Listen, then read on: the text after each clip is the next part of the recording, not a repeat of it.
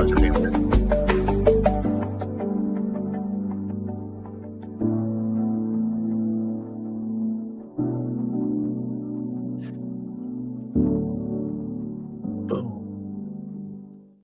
Well, hello and welcome to Raider HQ After Dark.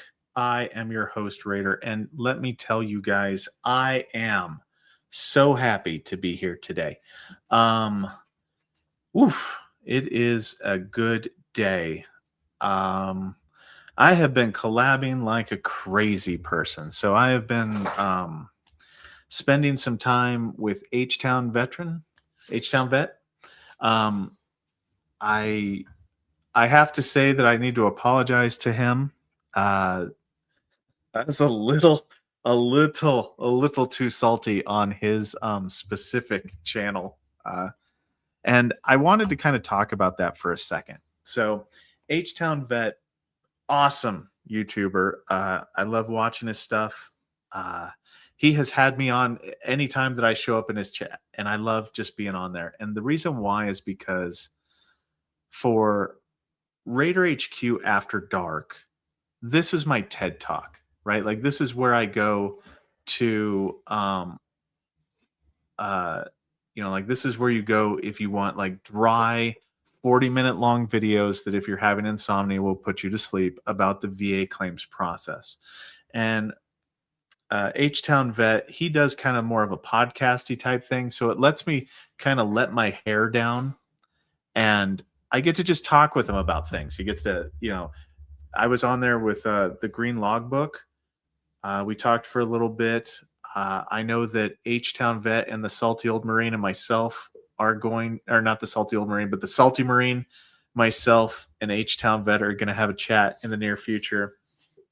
And we're going to talk about it. Now, the one thing I would like to say is you might ask yourself, well, Raider, on your channel, you are very prim and proper and you try not to swear and you do all this stuff. But when you were on H-Town Vets, you might as well have been drafted into the Navy for how much you were swearing. And I want to kind of address that.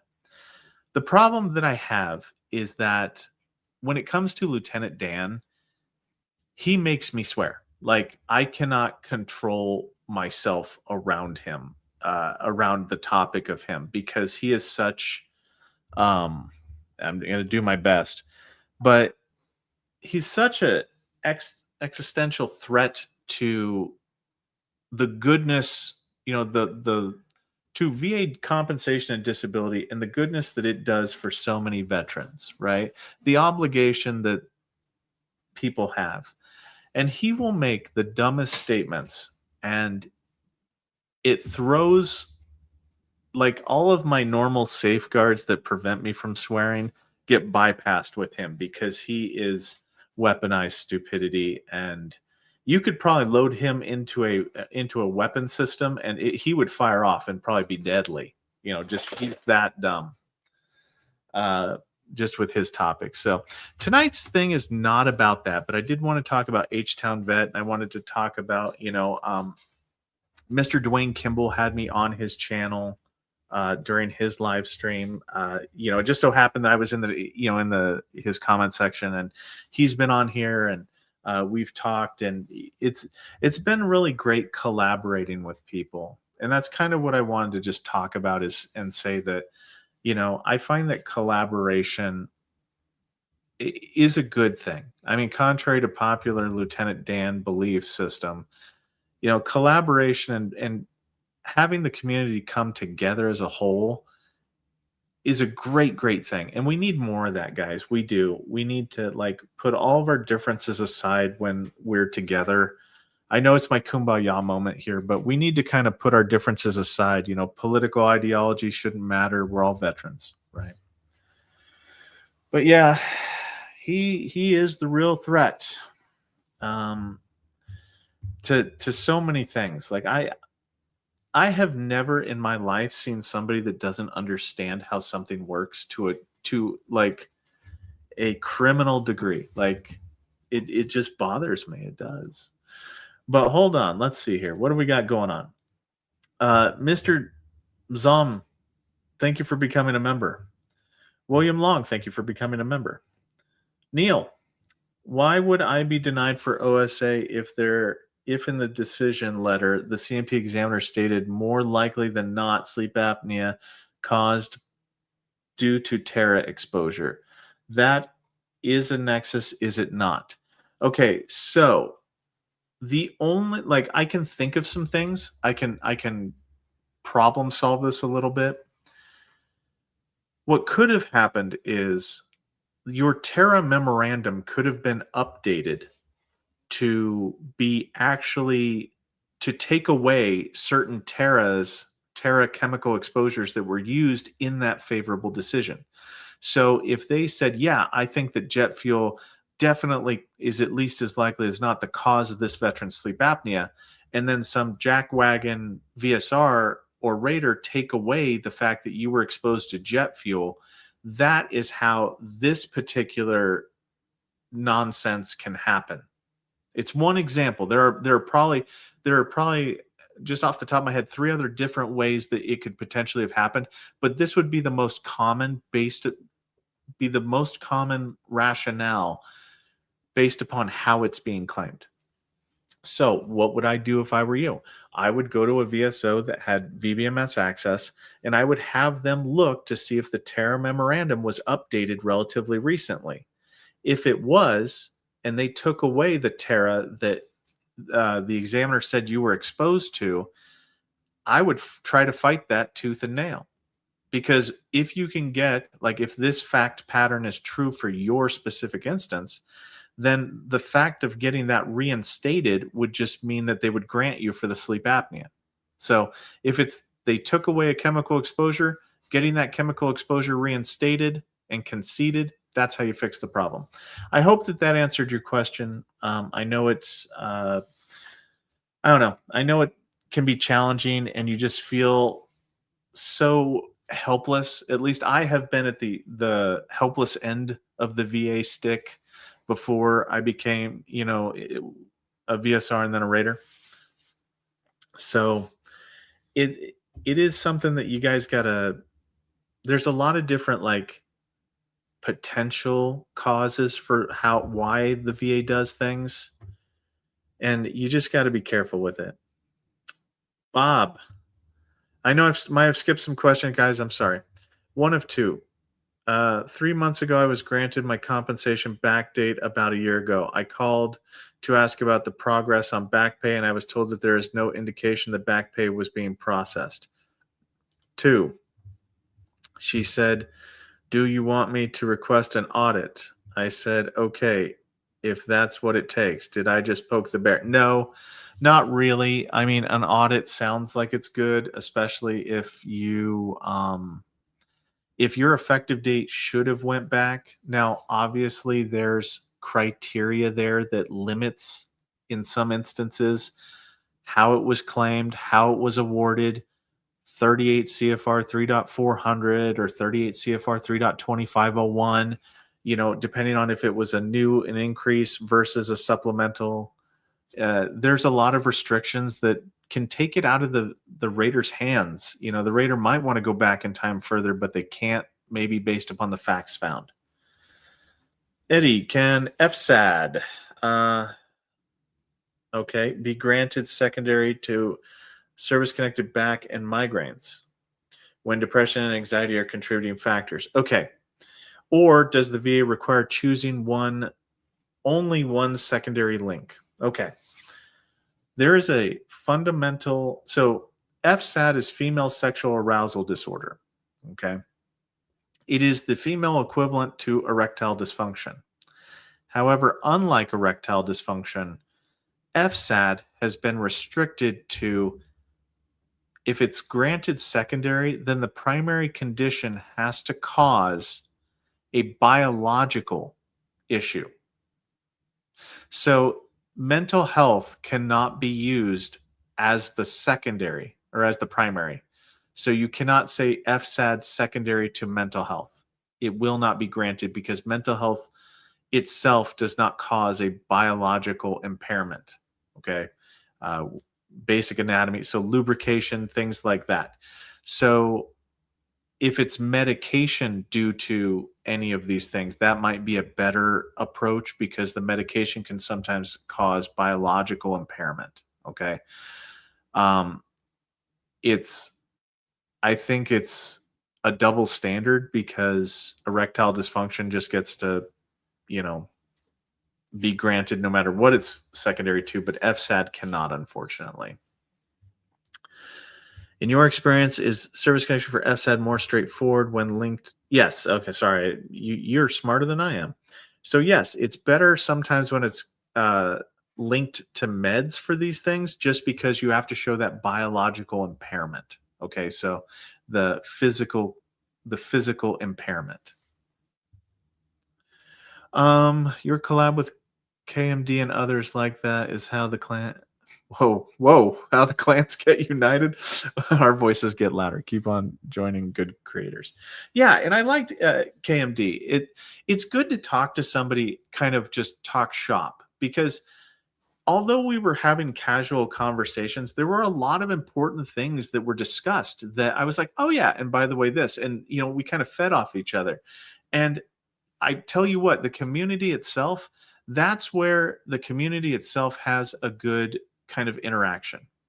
Now, I do want to address something because I guess he did a video about something that went down. And I just want to say, look, if if you guys have a problem with somebody and they have a problem with you, that's going to be between the moderators. But I'm going to let people defend themselves. Like everybody can defend themselves. If somebody attacks you in the in the comments, you have every right to defend yourself, but just make it like, don't go overboard. Don't take the nuclear option. How do I do a super chat? Well, you don't have to, Ken. I think it's listed on the YouTube page. It might be harder if you're on your phone. GC Jarhead actually says how to do it right here, so that's probably, he's probably better at it than I am. Dude must be making so much loot on this channel. Not really. It's not really anything to write home about because it has to do with views and whatnot for the most part. So when you do ad revenue, lives pretty much give you a lot more money than regular videos. But yeah, I never even got the notification. Mr. Snowcat, I'm sorry about that. I apologize. I don't know why it doesn't do that. I do want to check something real quick on the channel. So we're going to take a hiatus here for a second while I check what's going on with my YouTube settings. And my dog just knocked something over. Okay, so we're good. All right. Yeah, YouTube does take a large percentage of it, and then you have to pay taxes on it. So even it's better just to save it up. Yeah, I mean it's definitely like you'd have to be a very, very large YouTuber in order to make a lot of money off of it. Why would PTSD combine with TBI unsteady on feet? TBI and PTSD have to be combined together if it's more advantageous to do that. I'm not a TBI SME, subject matter expert, so I'm just going to say it has to when it has to, unfortunately. Question, how can I tell if my hypersomnolence with obstructive sleep apnea was rated as mental health? Well, if you go into your narrative, it will list what favorable, like whenever it says you were given 50%, 30%, whatever, it will say the symptoms that were used to come to that particular percentage. If they're mental health symptoms, then you know it's mental health. If it's respiratory, like you have a CPAP, then you know it was respiratory, how it was done. That's probably the best answer I can give you on that, and it will be in your rating decision. At 94% with duty to assist errors identified on 2 claims, OSA and hypertension, apparently no exams were given for each. So higher level review sending the claims back. Is this normal? Okay, Grip today, I'm going to tell you, yes, it is normal. It is normal that VSRs do not get the exams that they should be getting the first time around. Is it normal that the rater missed the fact that the VSR did not get all of the, did not do the duty to assist and get all of the exams that should have been gotten? Yes, sadly, that is also normal. And it is frustrating beyond all recognition that this quality of product is being put out to the veteran. So, because two separate people or more did something wrong, the higher level review DRO now has to send it back for exams that were missed. Yes, this is normal, unfortunately. And this is why 3 million claims are done rather than less than a million, is because this kind of subpar quality work is the standard for the most part. And you can teach and you can teach and man, you can teach, but we can't get it to be better, unfortunately. Mr. Ray, I am putting a supplemental in for my Vertigo, but I'm applying for TBI and TBI residuals. Will Vertigo be attached to the initial TBI claim to support the initial claim? Hopefully, yes. It should be. TBI should absorb Vertigo because Vertigo can only be granted directly or it must be subsumed or absorbed by another condition if it's secondary to it. You can never have Vertigo granted separately secondary to anything else. So most of the time, if Vertigo is absorbed by like let's say you have tinnitus and your Vertigo is secondary to your tinnitus, by combining them together, it doesn't actually do anything for you. But in the case of TBI, it does. So you kind of want Vertigo to be absorbed by TBI because it can actually help TBI get to the next higher level. And then Mr. Snowcat, did you see my comment on January 3rd regarding clarification of MUCME never been raised by VSO? Can you please elaborate a little further? That's oddly specific, Mr. Snowcat. I'm going to say that if you have qualifying service in Southwest Asia and you have a qualifying condition for MUCME, then you should be able to have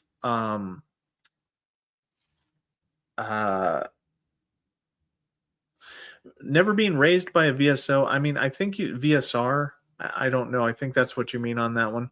So you have to be careful with the MUCME conditions, though. I don't necessarily remember your specific comment, but a lot of people think like GERD cannot be a MUCME because it is a structural issue. GERD has to do with a structural complication of your body. Sleep apnea cannot be a MUCME because it is a structural respiratory condition, but it's structural in nature. They're looking for kind of medically unexplainable conditions. So Mr. Snowcat, you have to catch me. Put a comment in this live stream after we're done with it, and we'll kind of see if we can get to the bottom of it.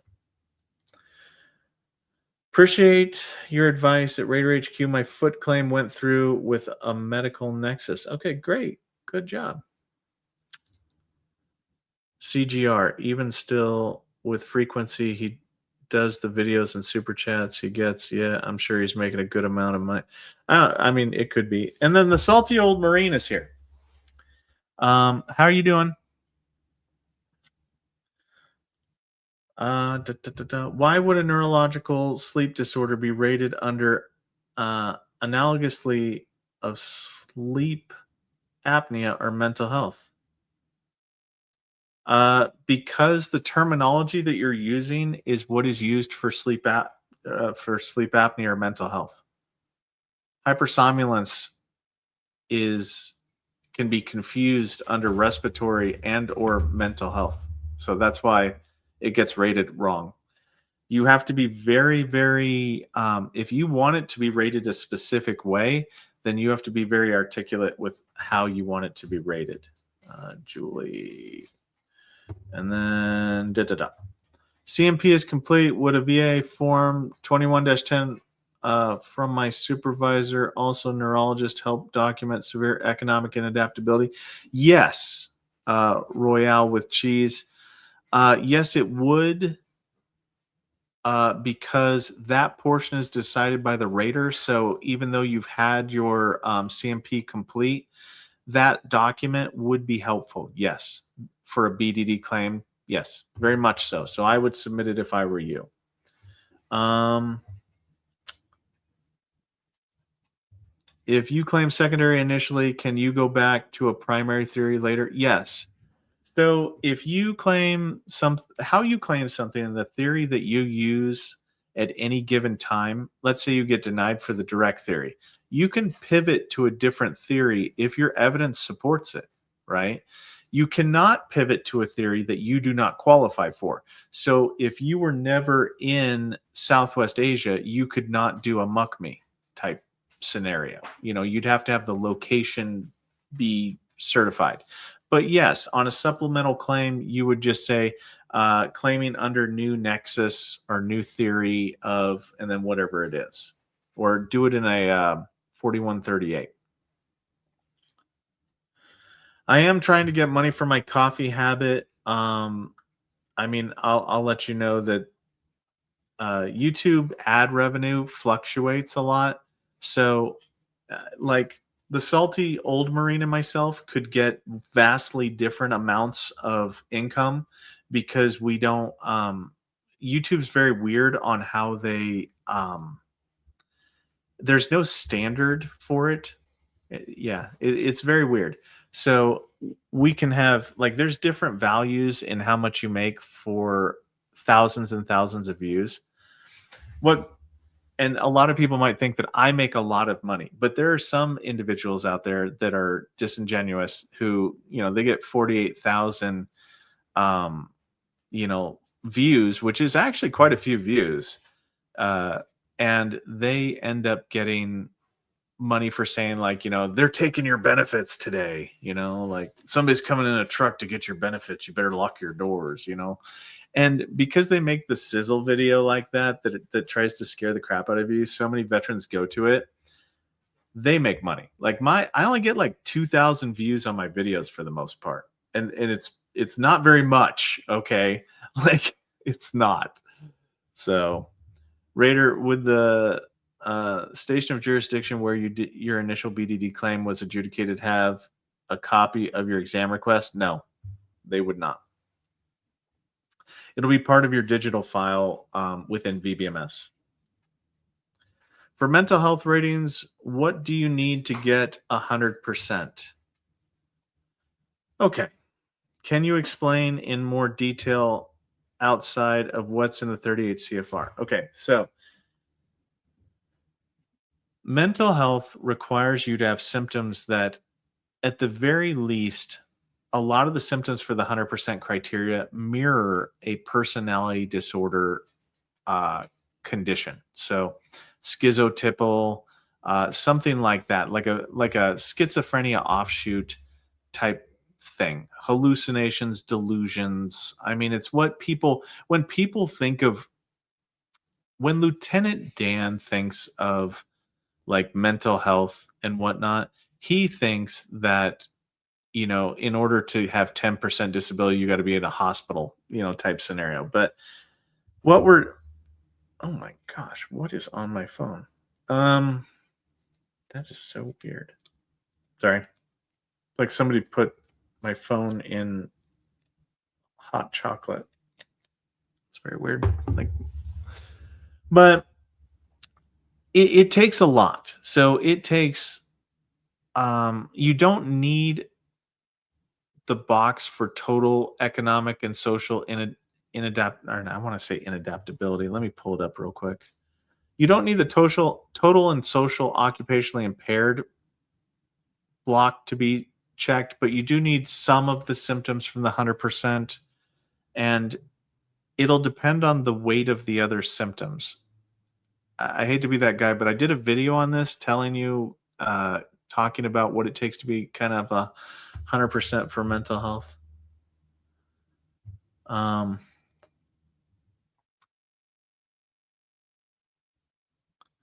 Oh, yeah. I mean, okay. Oh, CB, nice for you to come down. I saw the Civ Diffs the Civ Diff stream earlier. Oh my gosh, his kids. I mean, I he's got young kids, and I did start early. The Civ Div, I started early. I did, but sorry, I always start like 15 minutes early. But I was watching his channel, and man, his kids were going off. I remember those days whenever I had the littles, and it sounds like an exorcism going off. Raider, just wondering, I have a secondary claim for 3 service-connected items for mental health, but does Raider view my other not hold on. Okay, so let me read this again. So the Raider, just wondering, I have a secondary claim for 3 service-connected items for mental health, but does the Raider view my other non-service connected VHA items to determine yes or no on a claim? Okay, US Army grunt, the Raider doesn't determine that. The examiner is going to determine that.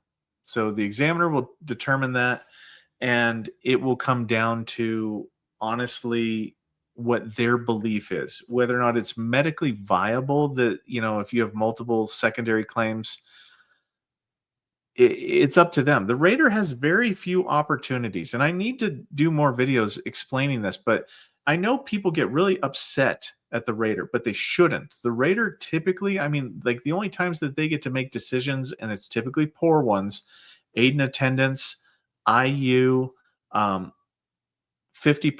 rating for migraines is typically a Raider decision. Helpless child determinations are Raiders' prerogative. So it can be, it can be very challenging. MCM, you and Raider were right. It didn't matter how I uploaded and labeled my Nexus. As for the VA portal supplemental claim, thanks again as I was awarded. Congratulations, man. I'm happy for you. Like, honestly, I mean, if you want to boil down kind of what the message is for my videos, it's how to organize evidence that you already have in a way that helps you get what you deserve. To understand it, to be able to format your existing evidence in a more favorable way. And thank you all for the support. I see you in the live chat thing. I'm just going down. As fast as I can on these. If you apply for a position with the DoD for a security position, will they ask your VA? No. Oh gosh, hold on. I'll finish the question before I say no, but the answer is no. If you apply for a position with the DoD for a security position and they ask you for your VA rating decision letter, that breaks each condition down. Should you provide it? Yes or no? You can go. I would say no, and you don't have to provide that. You can just provide that you're disabled. Like you can do like when you go into va.gov and you request a benefits letter, you can tell them what's on there, and you don't have to put everything on there. You can just say what percentage you are. I am submitting a claim for secondary major depressive disorder with anxious features to my already rated insomnia. Just trying to figure out how my CMP is going to go. Insomnia based upon new symptoms. If you're service connected for insomnia, then you're going for an increase for insomnia. And you should hope that they subsume your major depression with anxiety under insomnia, or they actually attribute your major depression with anxiety features as being an escalation, or um, I forget the word. I forgot the word. Being kind of a progression. That's the word I want. So if your insomnia has progressed into major depressive disorder with anxious features, that's something that you're hoping that will happen. Because if not, what can happen is the examiner can say, okay, I can separately evaluate your symptoms. These are your symptoms for your insomnia. These are your symptoms for your major depressive disorder, and they can separate them out and not grant you for those. They can kind of rob you of all those other symptoms, because a claim for one is not a claim for all.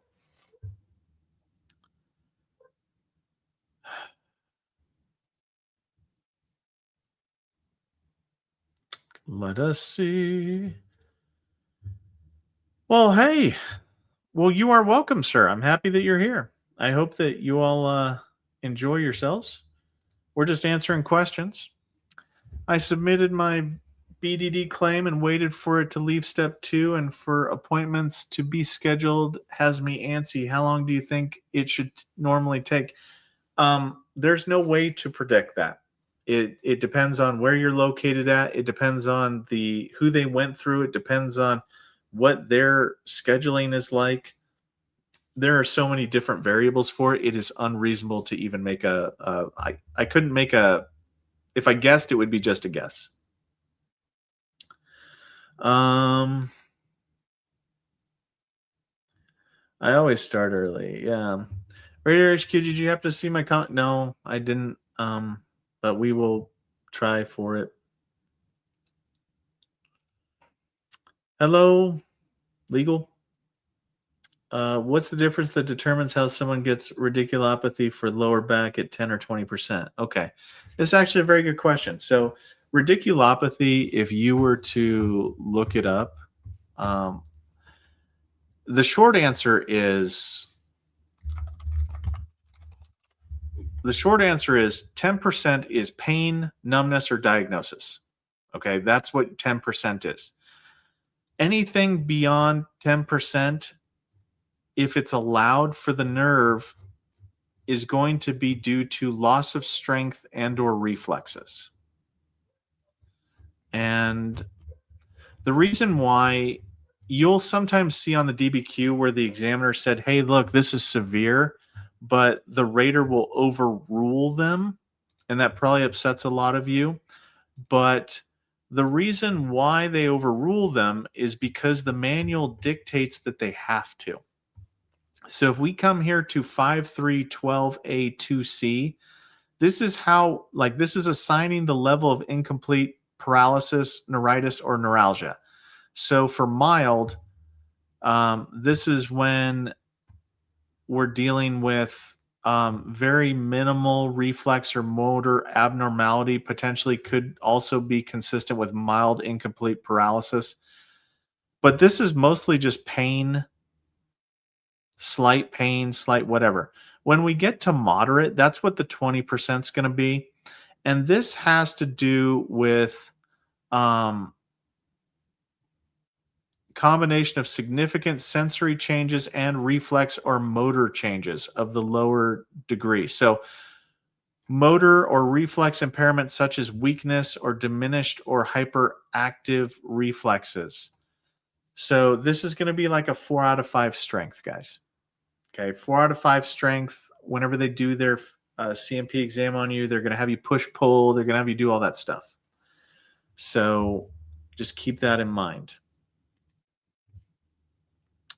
And to get higher than 20%, it requires even more impaired strength and or reflexes.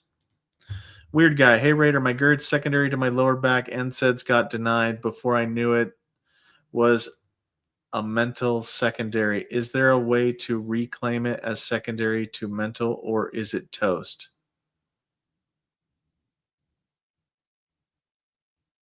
Um, hmm. I mean, if you wanted to claim it, like hypothetically speaking, like if you were looking to withdraw the claim and just send it in with a different secondary, you could do that. It will likely be toast going through, and then you'd have to do another supplemental claim to potentially claim it for a different secondary. I mean, if you wanted to, uh, like you could withdraw and do it again for NSAIDs, but or you could send in a 4138 just reporting, "Hey, look, I explicitly claim this way. Could you please do it this way?" Um, yeah, Rudy, that'd be cool. Me and the Civ Div doing a collaboration, that'd be cool. Hello, party people. Yeah, I'm gonna be on my yacht soon, guys. Yeah, you better watch out. I'm gonna be down there like they think everyone is.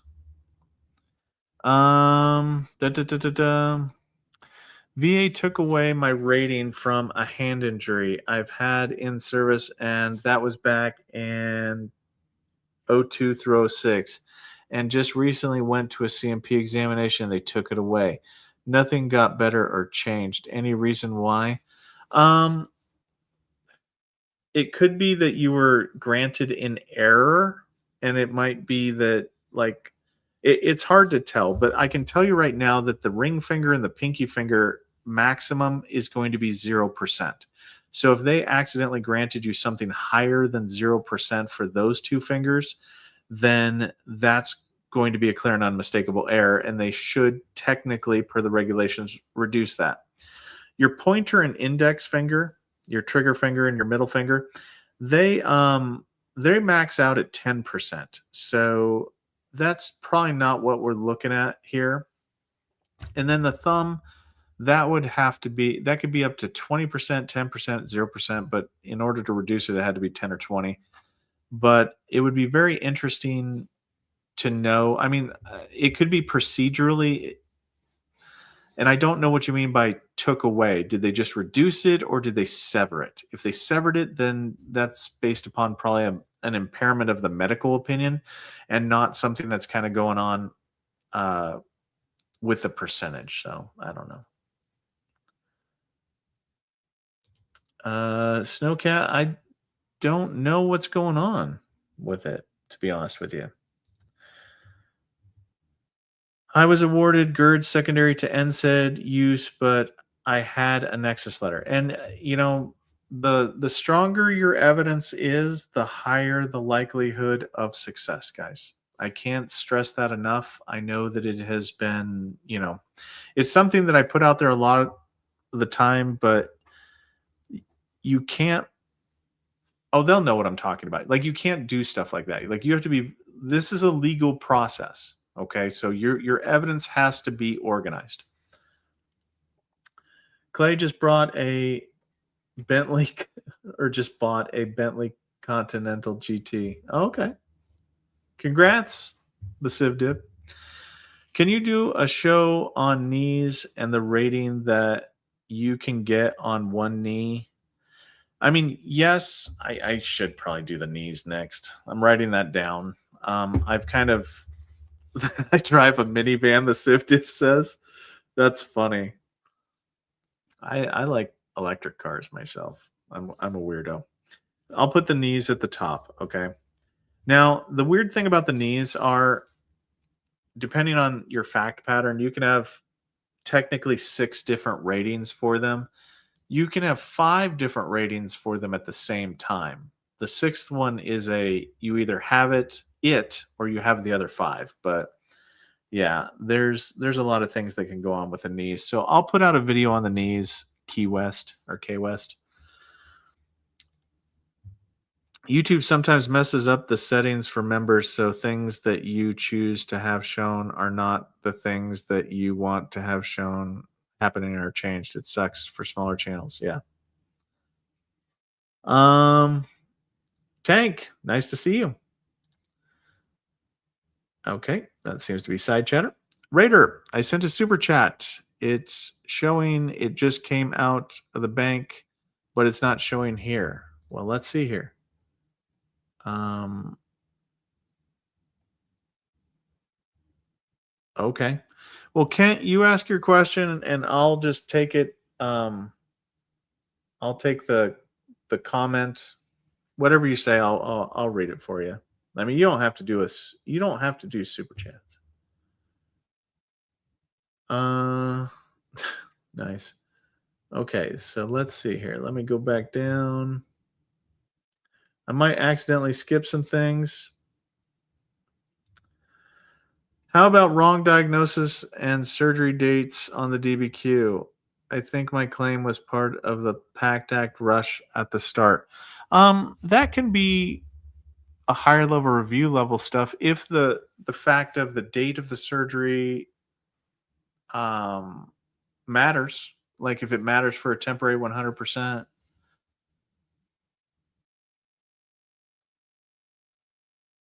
What's going on? What's going down?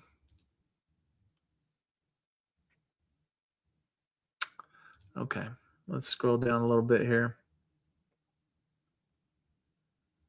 Uh, Raider, truth is never popular, and I get that. I mean, like, I'm humbled by how much the channel has grown so far, um, and how many views I get. I was honestly thinking it'd take 5 years to get to where the channel currently is. We're currently at 9,981 subscribers, guys. So I mean, I'm almost to that 10,000 mark. Um, we don't know yet, Bud Lightyear. Um, I've had a lot of people be successful going to the regional offices, public contact, and get it. A lot of the time, people's best result is the longest result, and that is doing a FOIA request, unfortunately, and waiting the long time. Um, can a VSO find out why I haven't got my CMP exams for my BDD claim? I mean, yes, technically they can. They can see what the status is.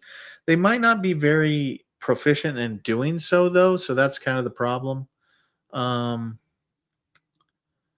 am. Okay. Hold on. My computer just did something here. So give me just a second, guys. All right. There we go. I'm back. Okay. Sorry about that. There's a little technical difficulty. I do have to get a new computer, though. Am I riding Laska on my 526EZ along with my 2680 form lead a horse to water? No. Laska's not going to it's not going to help them currently.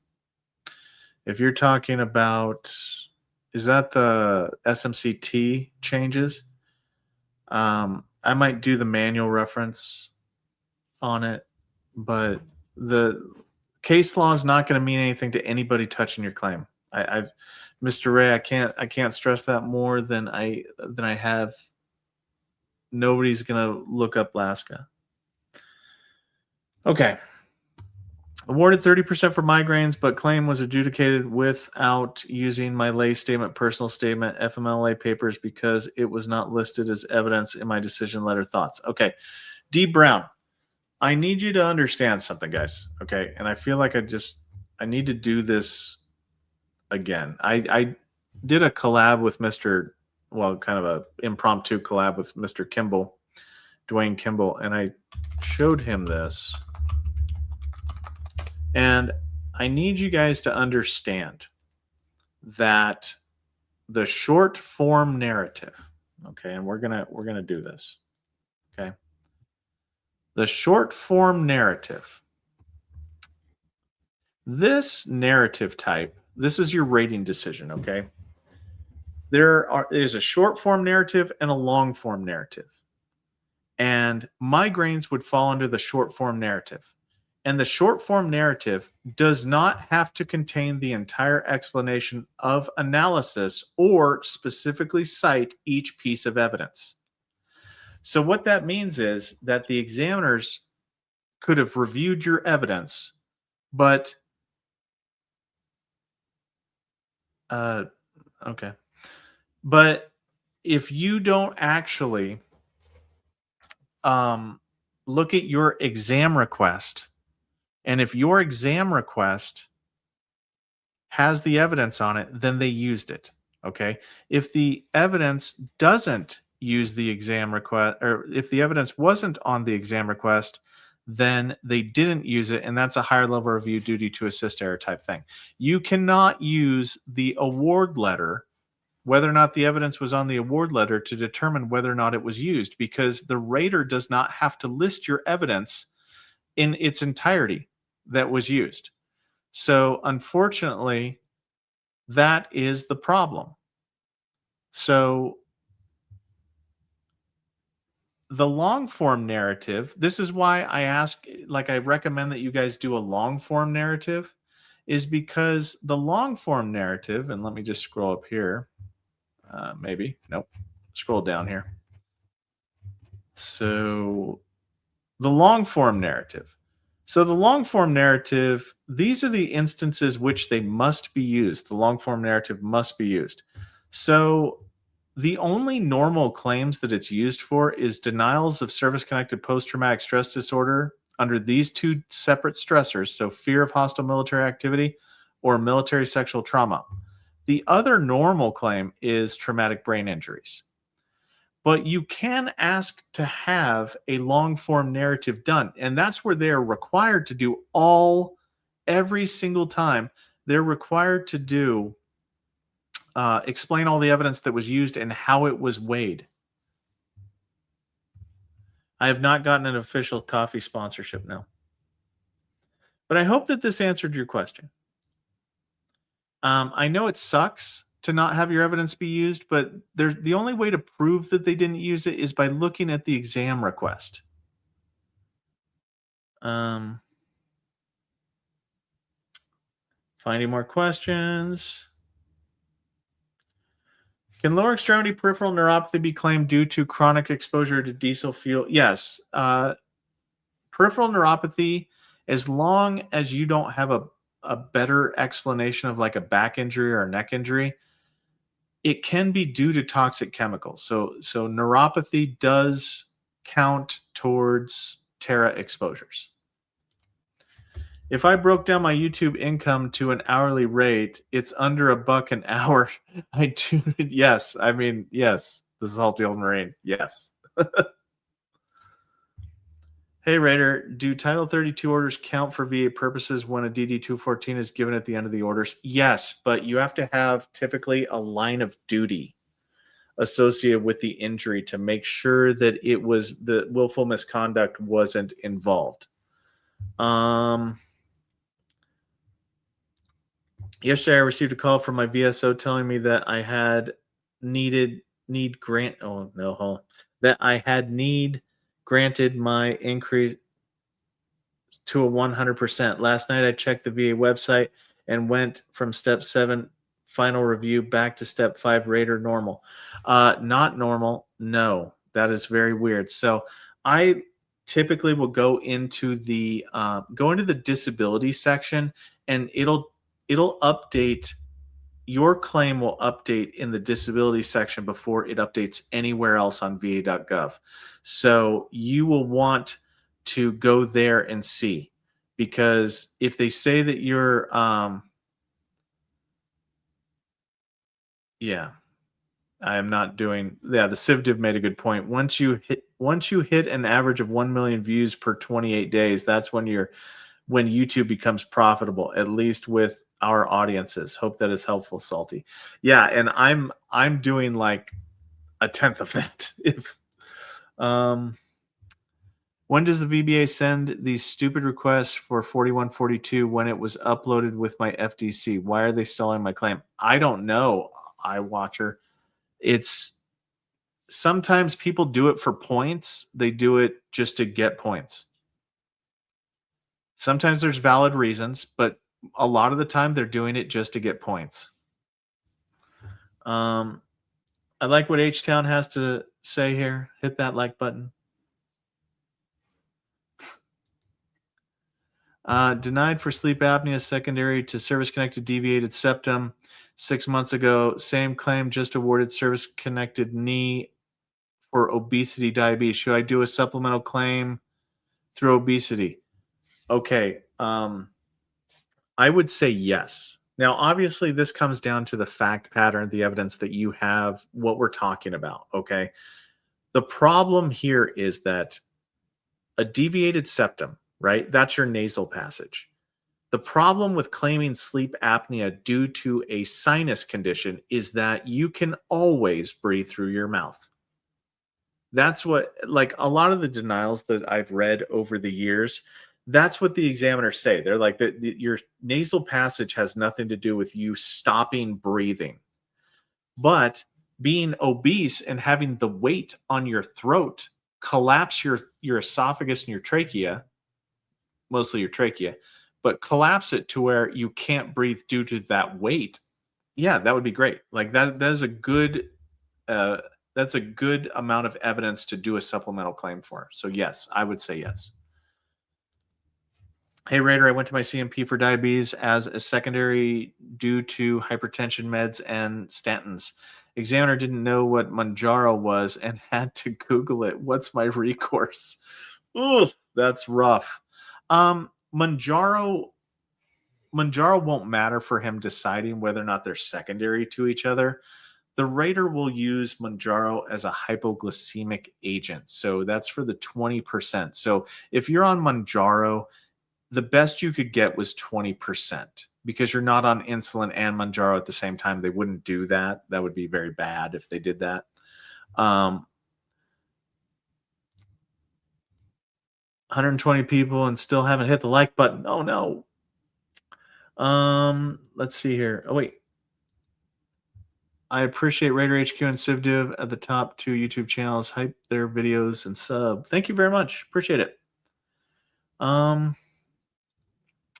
Submitted supplemental claim with LOI.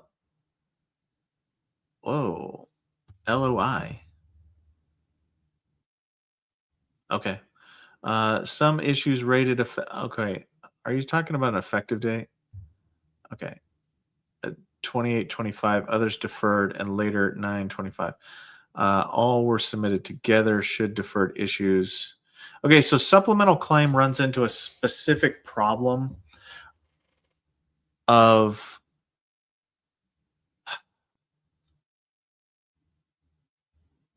line of okay. I'm just gonna say that if it's within the same claim, like if you have an intent to file that you submitted, it should all be within the same claim if it can't go further back than this claim that you're in right now.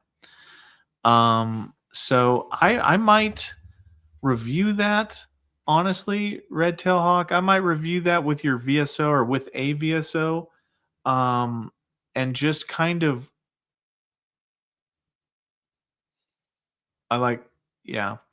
This is going to be the issue. So I would it's going to take more information than this for me to answer. Unfortunately. So I would go to a VSO and I would have them rule in on the effective date, because 38 CFR 2501 38 CFR 3.2501, that's the effective date limiter. But if you're within the same claim, it should be fine. It should all go back to that same time period.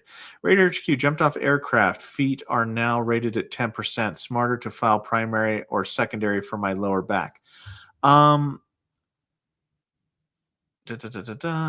Have same witness, same statement. I would try for direct first. Honestly, I would try for direct first and use that particular jump off aircraft incident as what we call an event in service. So that event in service, I would try that first and just see what happens. And then if not, then you can logically pivot to secondary. So that's how I would do it, to be honest with you. How common are clear and unmistakable errors? I would say that clear and unmistakable errors are more common than they should be. I don't have an exact figure on that, but every single time you do a higher level review and they do a duty to assist error, it's clear and unmistakable, but it doesn't count. Like a duty to assist error used to count as a clear and unmistakable error. But in like 2018, they separated it and they made it to where duty to assist errors don't get to go back in time like they were, but they are a form of clear and unmistakable error. They're just not counted as such. So they happen so often that it's mind numbing that people still have their job. If you want my honest take on it, is it happens more than it should.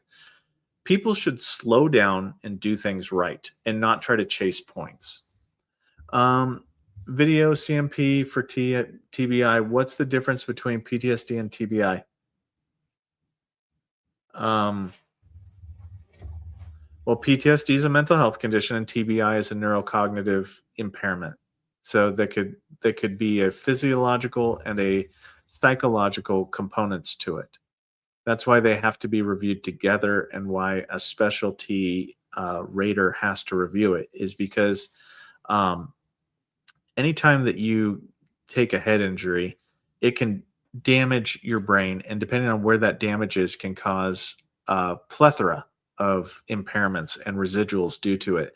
So, because of 38 CFR 4.14, which is the pyramiding rule, they have to be evaluated this way because sometimes PTSD, the mental health component of your TBI, can be separately granted or it has to be combined together. So I don't think I answered your question right, but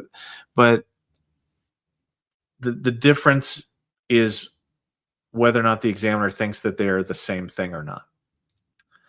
H-Town North Side learning to earn. Okay. Everyone hit the thumbs up button and stuff. I like it. Whoever did my last higher level review is a joke. That person made up an excuse that can be disproven. He basically lied. Unfortunately, it can happen. Like I will make no excuses for staff at this point. You sometimes get what you get. Unfortunately, the best thing that you can do once you've had a higher level review is strengthen your evidence, do a supplemental claim, and continue the fight and just prove your points with more evidence if it's possible. Raider and MCM things again, I could get it all in there, but what you say helps me to understand. Oh, good. Let me scroll down here. Raider, as your channel grows, you'll see just how unimaginable the chat is. Laugh out loud. It's a good sign, and you're doing great, dude. Keep it up. Thank you so much. I appreciate it. And what's good is that this stuff is, I have memorized a lot of this stuff, or I can go to it really quick. So I'm doing my best to. I can see that there will become a tipping point where I can't just keep up, and I'm already there because I can't get to all the questions fast enough. So it does kind of suck because right now we're at 43 after, and I'm at 14 minutes after on the questions. So I can never, you can please all the people none of the time, unfortunately. Is it possible to get an exam before the exam request? No, it is not possible to do that. In my C-file claim from dated June 4th, June 18th, exam request July 20th and 21st. Yeah, I don't know. If a VSO doesn't add anything for MuckMe and it gets passed, the VSR and RVSR should the next step be a supplemental claim or do a higher level review for failure of duty to assist? Okay, so I've gotten a lot of questions about this, but what I would say is that this is a duty to assist error. So if you met qualifications, right, like you went to 38 CFR 3.317, you looked up the condition and you made sure that the condition was there and that you've had the condition for over 6 months, right? Because that is a requirement that you have to have said that you've had it for 6 months. If you did not say that, then they're not obligated to raise that theory to issue, and they can in fact get an error for that. Okay, so you have to make sure, and this is why I always say this: when you guys submit your claims, you have to submit diagnosis, symptom, and theory that you want. And if you're somebody that qualifies for MuckMe on something, you always want to lead with the MuckMe, because the way that's granted is we don't know what's causing it. So if the examiner goes, I have no clue what's causing it, then the rater can grant. If they know what's causing it, well, then it'll pivot to a different theory at that point in time. What caused it? Secondary, right? Oh. So let's go to 615 and we'll answer some of these other things. So for Beth, we left off on Beth. So I'm just going to answer a couple of these. I watched your video, your mental health video. If occupational and social impairment with reduced reliability and productivity 50% is checked from CMP, is it possible to still get 100%? Yes, technically. And thank you for the donations, by the way.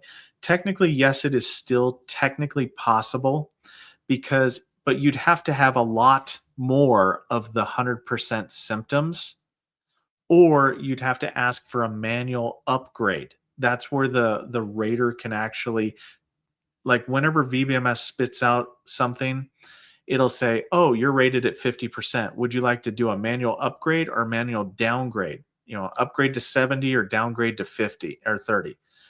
And they can do that if you've provided them ancillary evidence that that they can point to and go, "Well, I gave him the increase because he showed me this evidence right here." So yes, you technically can, but it's hard. Like this would be very, very, very challenging. Okay, I'm not going to even try that name. That will put me in the hospital. Um, got a diagnosis through vet center of PTSD and MDD due to MST, not submitting for PTSD due to rated insomnia and talking about the MST. VA prescribed me high dose of this. Will they dismiss it? CMP, thank you. So, okay. I would do an increase. Okay, so this is going to be a little bit like, shh, it's just between me and you. Okay. I might, if it were me, go to the vet center and ask them whether or not my insomnia has progressed into major depressive disorder and the PTSD. And it's better, like the diagnosis for your mental health is better explained as PTSD then. Because what can happen is you should do an increase for insomnia if that's the case and say that it has progressed into PTSD. The medication won't factor in because medication for mental health doesn't actually do anything. But you want to be careful to get all of your mental health symptoms aligned under the same rating if possible. And if need be, Francis, we're about an hour and 2 minutes into this. So I would just reference what I just said and maybe play it back once the video goes, once it goes to video format, and just play that back. Okay. And then MCM coming in with the 5 gifted subs. Thank you so much. Always a pleasure, never required.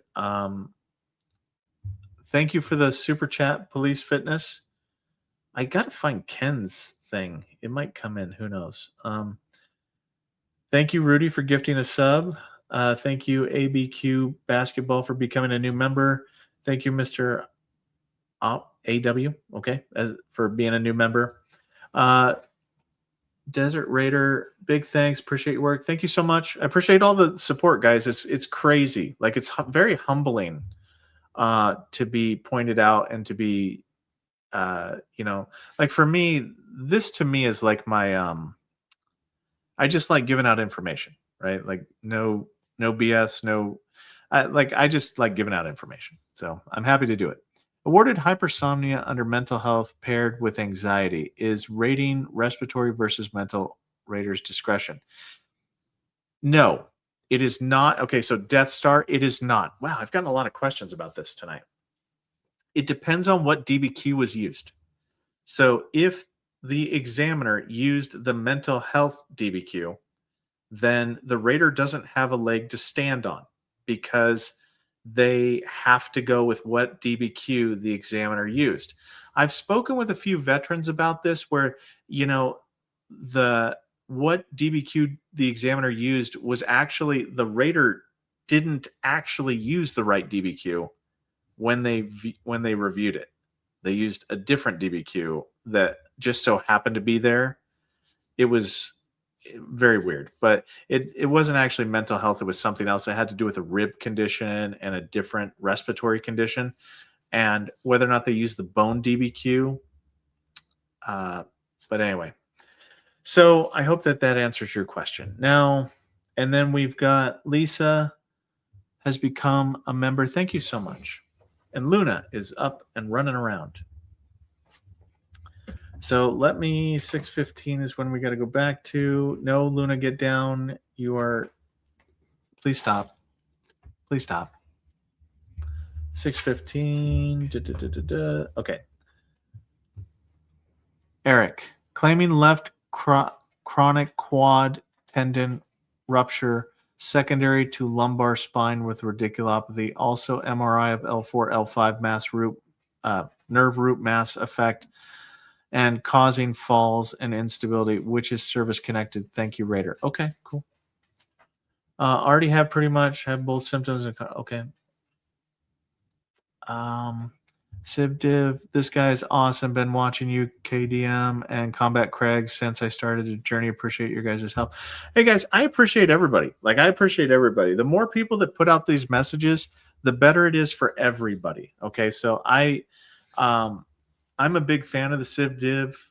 To be honest with you, I watched his videos before I started my channel, and nothing but respect there for him.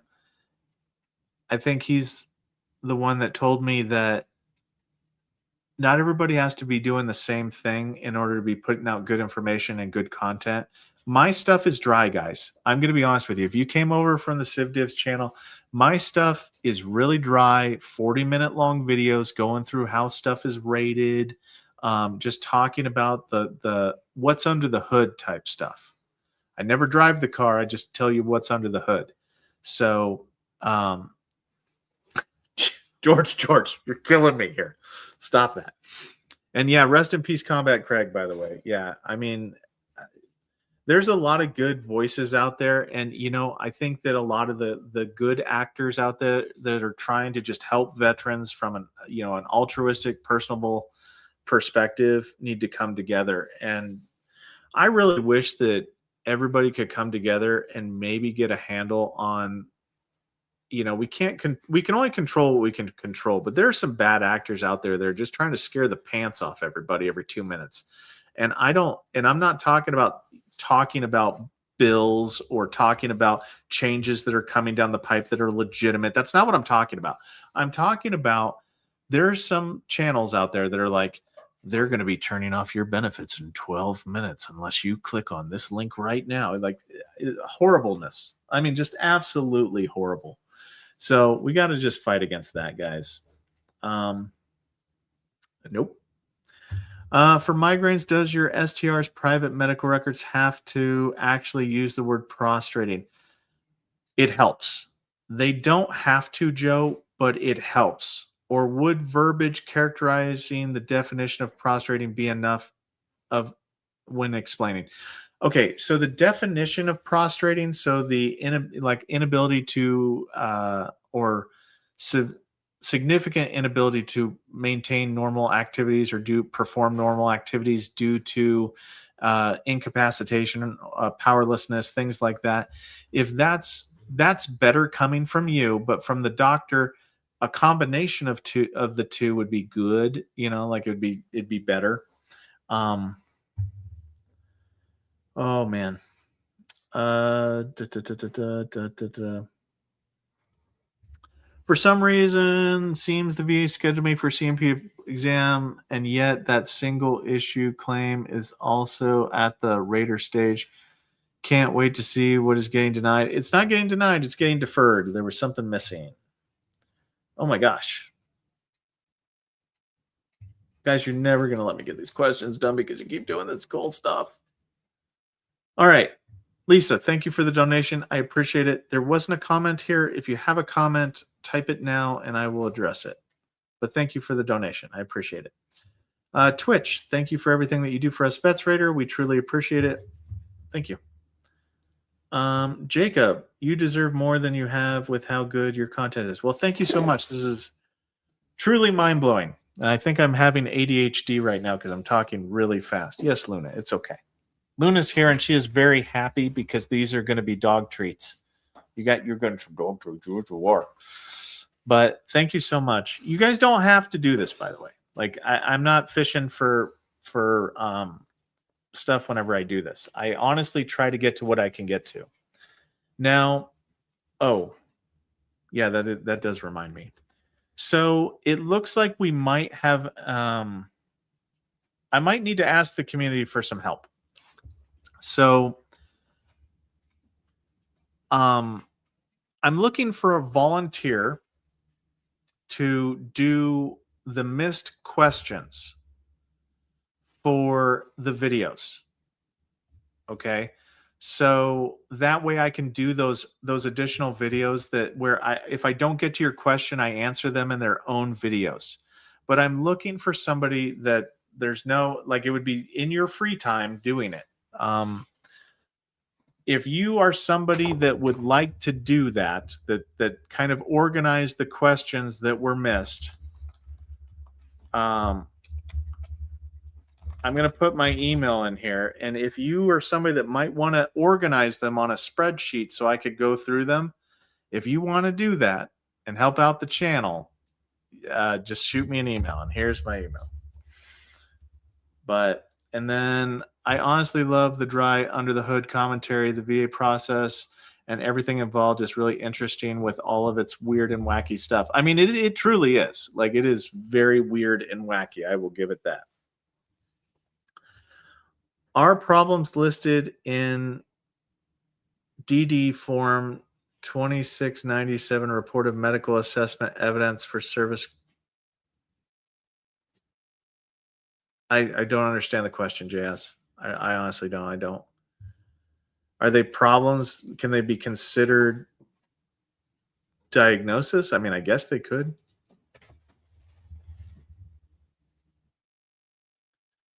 Are you kidding me? ABQ? ABQ, I'm going to try that. I'm actually writing that down right now. Chat GPT. Oh my gosh. I don't even know how I would do that. That would be insane. But yeah.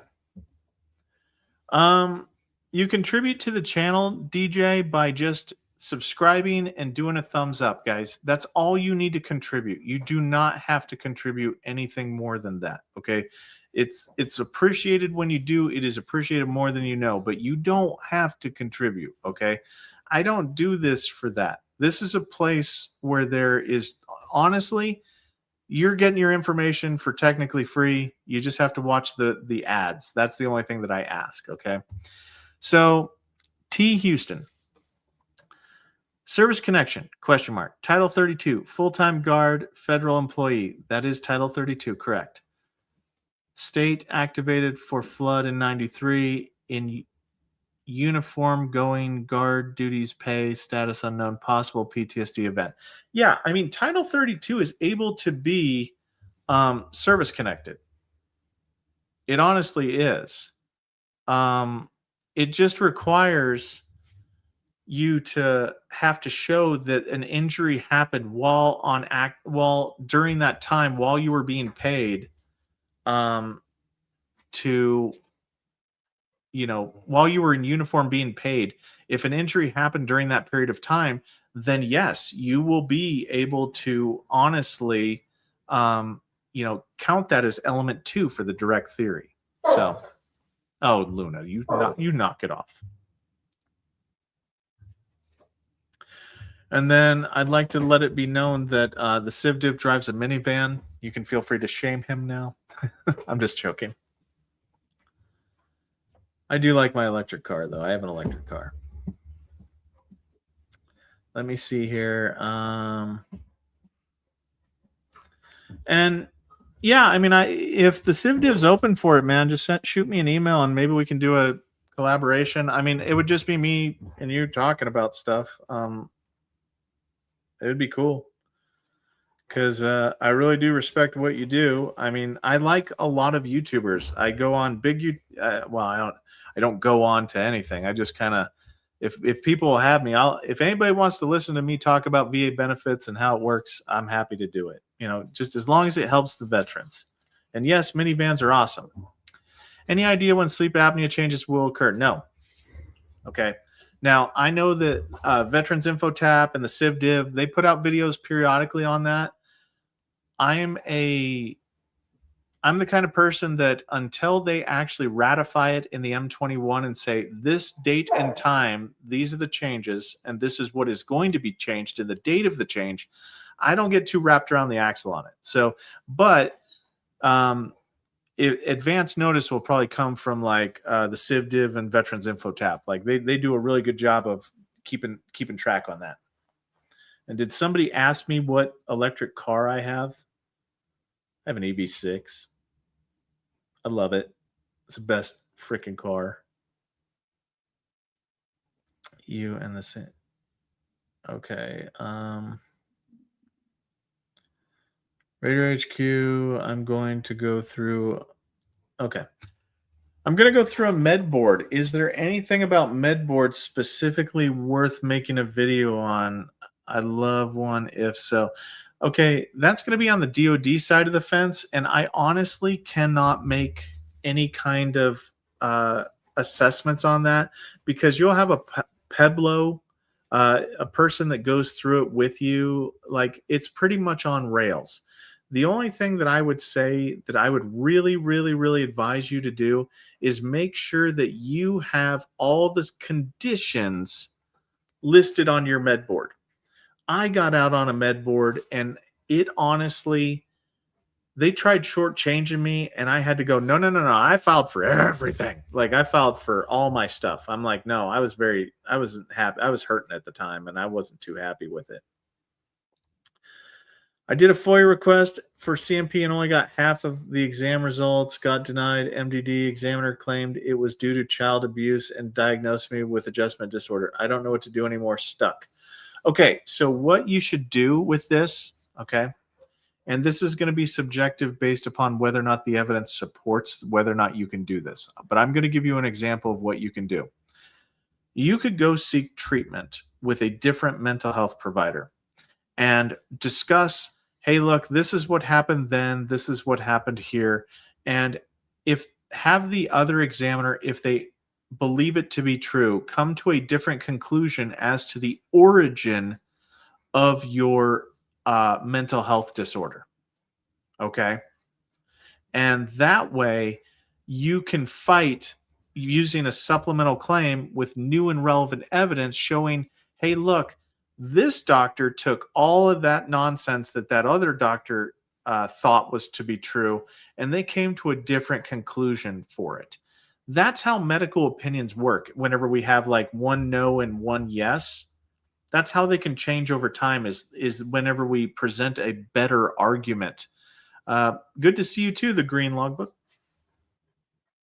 At least I thought I saw you there. But I hope that answers your question, Pooste. I don't know why that's funny. I don't know why. Hola. I was denied a neck injury claim 3 times. The first was when I was separated from the U.S. Marine Corps in 2000. The fourth was try successful. Would my claim go back to the original date of 2000? Sadly, no, David. And the reason why has to do with 38 CFR 3.2501. And that has to do with supplemental claim effective dates. You have had a break in service since break in claims since 2000. In order for it to go back in time like that, you would have had to have had a supplemental claim every single year within 1 year of the rating decision from 2000. So that's the barrier, unfortunately. And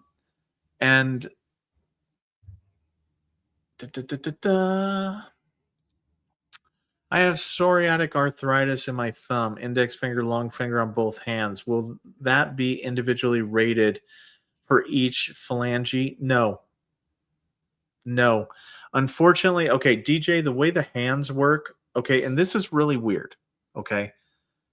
There is no hand disability. Anytime you claim the hand, individual fingers get rated. The thumb, the best that you can get on the thumb is 20%, and that has to do with range of motion limitations. So it's like doing the okay sign and you're not able to do it type thing. The index and long finger, 10% maximum. There's no extra scheduler for that. And then the ring and the little finger, which you don't have, those would be 0%. So you're looking at maximum thumb 20%, at maximum index and long finger 10%.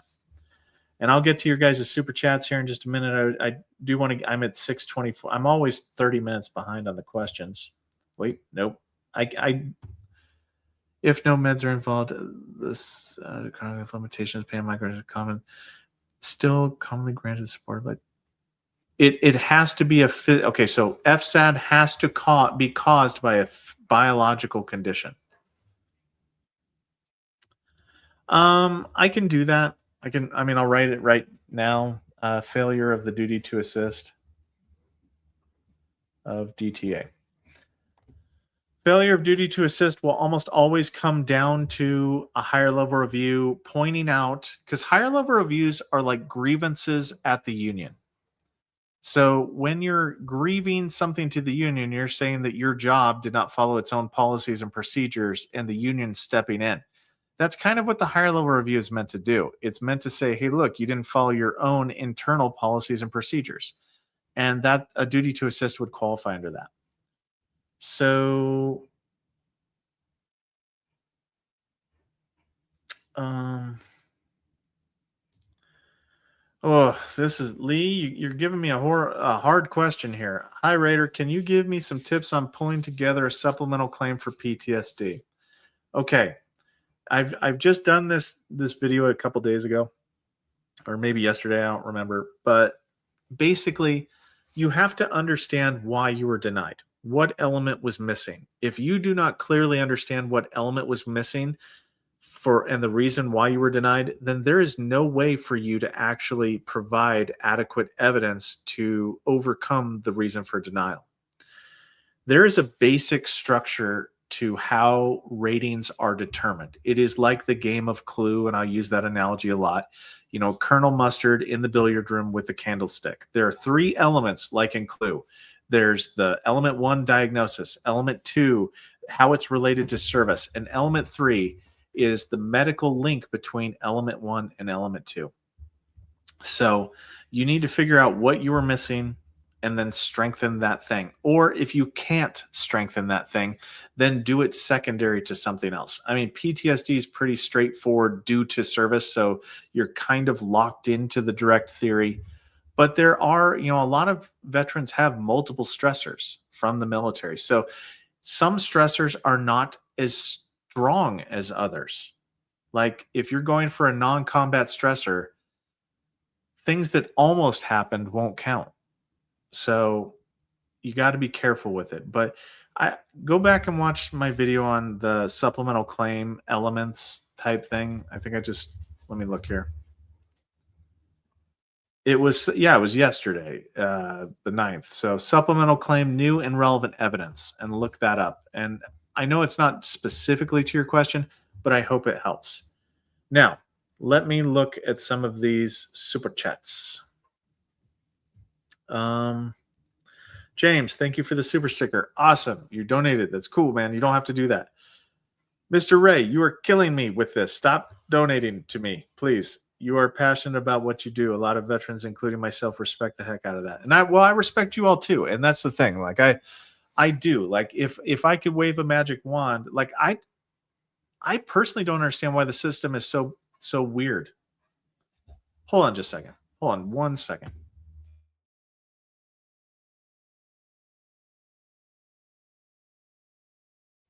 Sorry, I'm back. My dogs are just behaving badly over here. I mean, you might as well have two moose that are trying to dance in my in my studio here. So, thank you so much, Mr. Ray. That you guys don't have to do this once again. Like, I'm not doing this for these donations, but I appreciate it. But I honestly just wish everybody got a fair shake. That's why I was saying, like last night on H Towns, and I'm going to go out to something. So pause all your questions because I'm going to go off on a tangent here. I was on H Town Vets podcast last night, and we were talking about a whole bunch of stuff, and I had a filthy mouth, and I was just potty mouthing it up. But one thing that I said that I really honestly believe is we do not have a champion for the VA community anymore. We don't have one in Congress. We don't have one. There is no champion. And in fact, we have just villains all over the place. And I think we need champions. And if in the absence of a champion, a lot of us, especially as content creators, have to step up and we have to help the community And we have to tell the community, look, you do not need to be shamed to file a claim. Okay. This shaming thing, I don't understand that notion that came out of that, but you know, I'm not going to go into it because it'll make me start swearing again. But um, there's a lot of good faith actors out there, guys, and it's not just me. Like I don't, this isn't like Highlander. There doesn't have to be only one. There's a lot of good content creators out there, and I think that we just all need to come together. And it could be a different different flavor, but same message. Like I like the Civ Div. I watch him all the time. Like I love the Salty Old Marine. Like he has great takes on it from a different perspective of me. The Salty Marine, love that. Mr. Dwayne Kimball, him and I share the same like job history type thing where like I can relate to him on that level. Like I can relate to people on a many different levels. And then H-Town Vet, I love how he just comes with the like he is very just down to earth and he's just talking about like in a podcast kind of way. And I was like, wow, I got to put my hair down for a minute and just talk and just kind of vent my frustrations about what Lieutenant Dan has been doing. And so I don't know, I like going on there a lot. But thank you, Mr. Ray. The Real Dark. Okay. I might pop a 10% rating for migraines. Okay. It's a little rough. Starting out a little rough.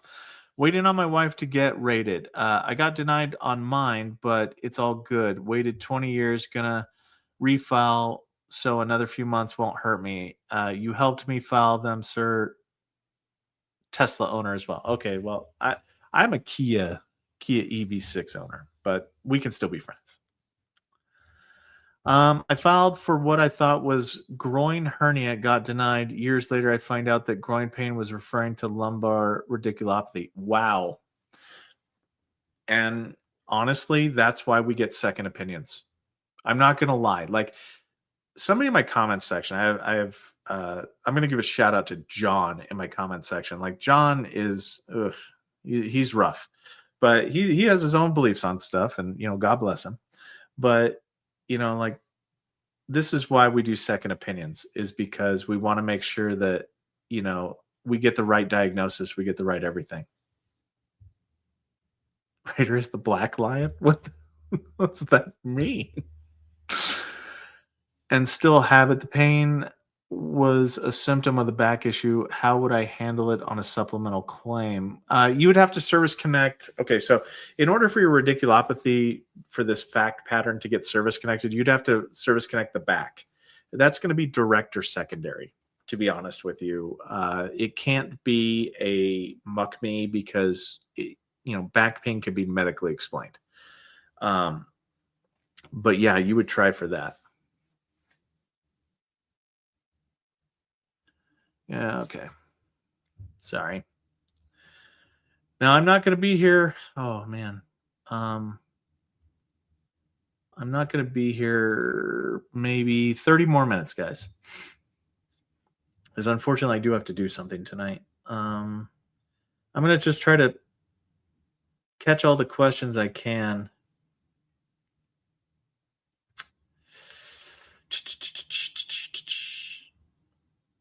Let's go down here. Submitted migraines secondary to PTSD/tinnitus, CMP exam, January 16th. Submitted buddy statement with my chief, statement from my wife, Nexus letter, migraine logs, and personal statements. What are my chances? Okay. Okay. I'm going to share something with you guys, okay? And police, fitness, nutrition, I'm not like, please, I'm not saying anything negative, okay? Tinnitus is hearing, peripheral vestibular type thing. It is an ear, nose, and throat type condition. PTSD is a mental health condition. It is better if you were to go with migraines due to one or the other, but not both, because it muddies the water to the point that the examiner cannot get a decisive take on what they think the migraines could be caused to, because mental health and tinnitus are wildly different body systems. Okay. So it's better if you file just for um one fact pattern that can be true is, hey, look, I have severe panic attacks, and whenever I have panic attacks my blood pressure goes through the roof, which causes all my blood vessels to dilate. And when my blood vessels dilate after a panic attack, my fact pattern shows that I more likely than not have migraines 20 minutes, 30 minutes after I have a panic attack. That's my norm, right? Tinnitus and migraines, there is no medical link between the two officially, like that I've seen granted beforehand. Now, there might be some studies that support this, okay? That tinnitus can cause migraines. However, it's more plausible, and the example that I gave is my personal example. Like that's how I got my migraine service connected, is because I have horrible panic attacks. I do, guys. I just do. I get them really, really bad. And whenever I get them, that's my fact pattern, is that, my face turns red, I become flush, my heart rate just goes crazy. And all of that kind of action with my circulatory system creates a situation where migraines can manifest. So that's how I got mine service connected. So for me, if you want my honest advice, police, fitness, nutrition, I might pick one or the other. Okay. Pick one or the other, because when it crosses body systems like that, guess who's not an audiologist? The person that's reviewing your migraine thing. Guess who's also not a mental health provider? The person that's reviewing your migraines, right? They deal in physical conditions. They don't deal in audiology, or they don't deal in PTSD. So the more you confuse them about this, okay, like it's very confusing because they've got to do research that's outside of their scope of practice, right? Because tinnitus, I mean, can they diagnose tinnitus? Yes, barely, fairly, maybe, but they typically have to have an audiogram in order to do so. So it's just honestly, yeah, I think I've said my piece on this, police, fitness, nutrition. Please don't think I was talking negatively towards you, because look, I'll be honest with you. A lot of veterans don't understand how the actual examination process works and what the scope of practice is for the clinician that's, doing their examination and whatnot. So anyway, thank you for the question. I really do appreciate it, man. My claim went from 1 to 5 in 3 days. How likely is that in OSA? Well, faithful hubby, it depends. Did you submit a private DBQ? If you did, then that's a good thing. If you didn't, then that's a bad thing, because it means that it skipped the examination process. So step like 2 or 3 or whatever is, I got an exam. So if you're claiming OSA in any capacity and you did not submit a private DBQ and or medical opinion associated with it, then this level of skip is very, very bad. Um, no, stop giving money. Um, so, but that's how this works. So if you want to know the rationale behind what happens if it jumps to step 5 or something like that, that's the rationale. The rationale is they skipped the exam stage, and you can't do that unless you can grant it or there isn't enough evidence to support you having a examination. I hope that helps with that, man.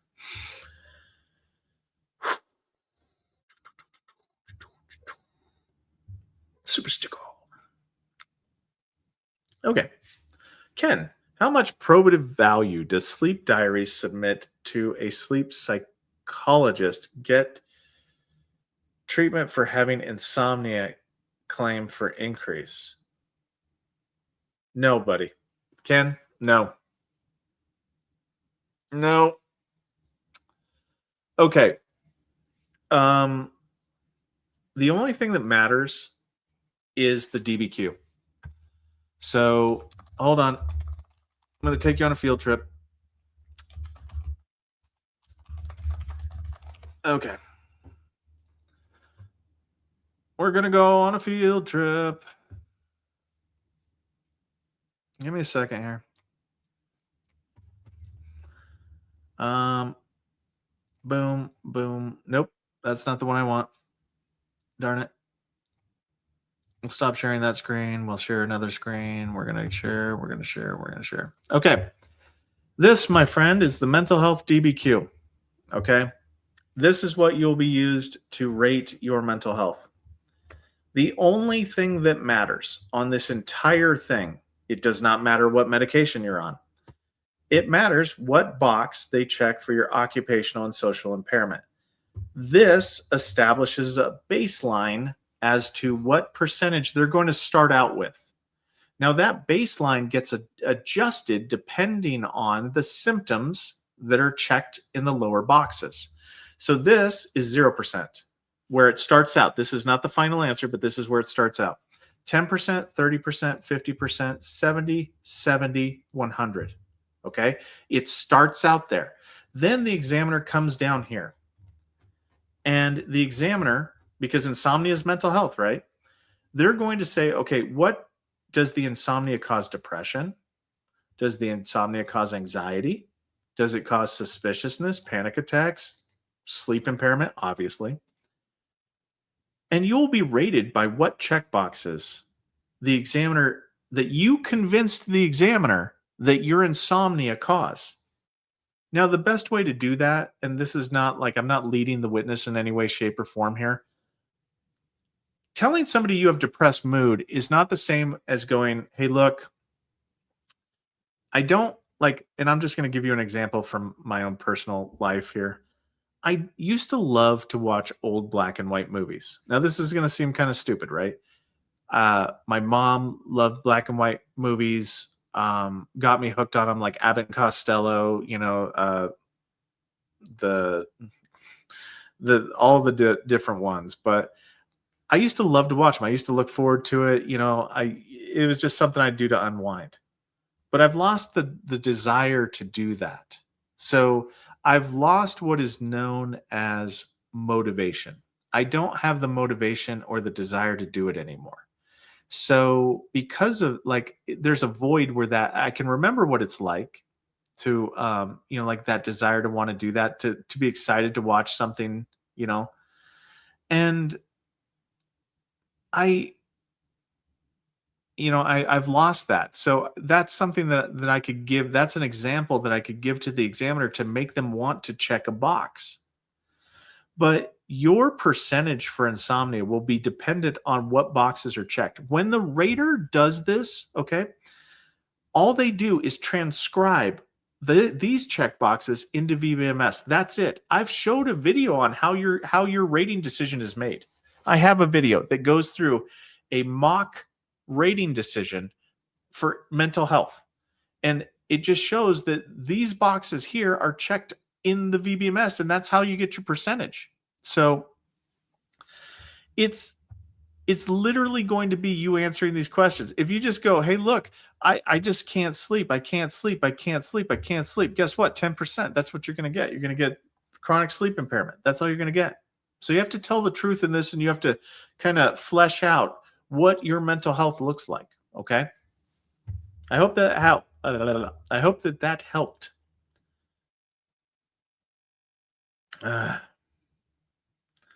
Yes, Doc, we used to. Now, Doc Shelley used to be a rater. Now, we used to have to list all the evidence out, and it was required. But because people were getting errors all the time for not listing it out, they made it to where short form narratives no longer require it. So, and short form narratives are almost every single claim you ever request, and it sucks.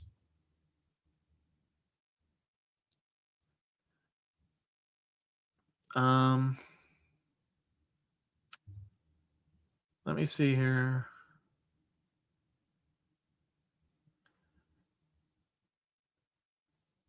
Let me see here. I just wanted you to know that your time and efforts are appreciated. While I handled my whole claim myself, could not have done it without your help. Bless your brother. Hey, thank you, man. And you know what? You guys, I'll never take credit for it. Like, you guys do all the work. The evidence is either there or it's not. It all comes down to evidence. That's what it is. Bills had lung cancer November 24th. Reported exam. Okay. Lung cancer screening, visible coronary artery calcifications moderate. Google says that is ischemic heart disease. Could that be considered presumptive? So if you have, um, I would want my doctor. Okay, so I'm going to assume, based upon this, you are a Vietnam veteran or a Vietnam era veteran who is exposed to Agent Orange, and you are asking me whether or not this would satisfy the presumptive ischemic heart disease grant. I would want them to classify whether or not it is ischemic heart disease. Okay, I would want my doctor to say that. Okay. Had a question about being protected age 55. I am just starting my VA claim journey at 53. What is the likelihood of being reevaluated if awarded and rated in the next 12 months? Okay, I hate to be that guy. I did a video on this where, because of policy letter 21-01 that was produced in 2021, the only time that reevaluations are done these days is when when the 38 CFR Part 4 requires it to be done. So if the 38 CFR Part 4 does not require for a reevaluation, the chances are almost non-existent for you to get a reevaluation. The 55-year rule isn't really a protection anymore because we don't do like routine future exams. It's not done anymore. The VA doesn't do it. I do not have an official coffee sponsorship at this time. I should though, and I'm very salty about it. Um, in the past 6 years, I've had to have esophageal dilatation 5 times. How does that affect my GERD claim? Okay. Hold on. Control F 7603? No. What is it? 7206. That's what it is. So, based upon your particular criteria, 30%, but it has to cause dysphagia. So, you'd have to have symptoms of dysphagia within the last year. So, that you could get 30% with that. I just don't know. Recurrent or refractory strictures causing dysphagia with at least, yeah, 30% is the maximum you could get horses forever.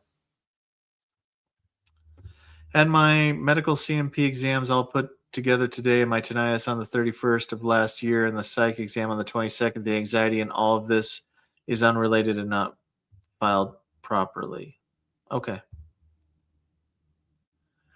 Thank you all for coming.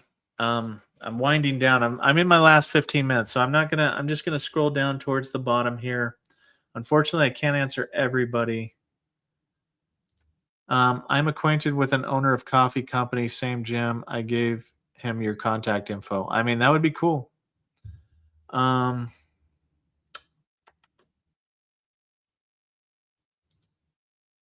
yeah, and the salty old Marine. Look, H Town Vet, the salty old Marine, the salty Marine. You guys need to go give some love to them. Subscribe to their channels if you like them. I'm not going to tell anybody what to watch, but I watch them. I do, and you can tell I watch it because I comment on them. I watch a lot of people's videos, but there was this video, Salty, that you did recently.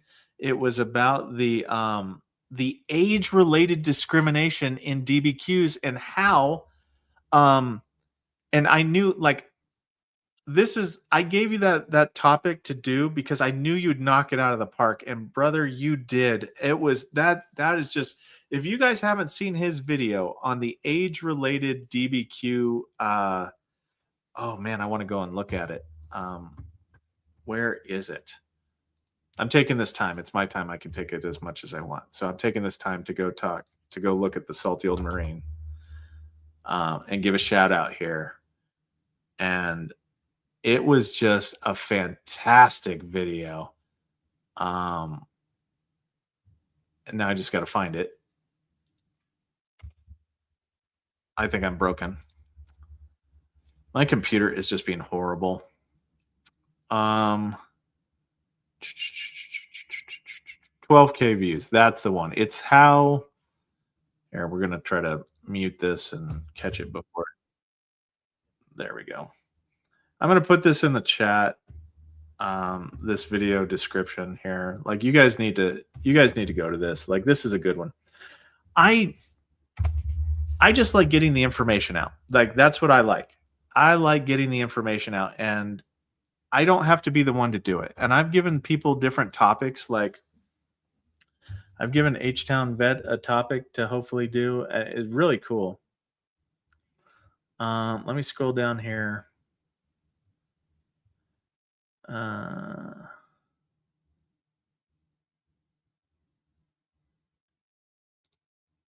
when should hearing be requested for a claim? Like a hearing? Um, like a for a higher level review every single time. If that's what you mean, H Town Vet. I think it should be every single time. Every single time that you're doing something with a negative connotation to it, to where they're trying to propose to reduce, you should always do a hearing within the first 30 days. If anything, it's to asking for a hearing if they're going to propose to reduce you. If you ask within the first 30 days, it can allow you to keep your benefits for a few months longer. So, and I see Steve down there, lead paint, 1975, please. I mean, I could do it. It would fall under Terra, Steve.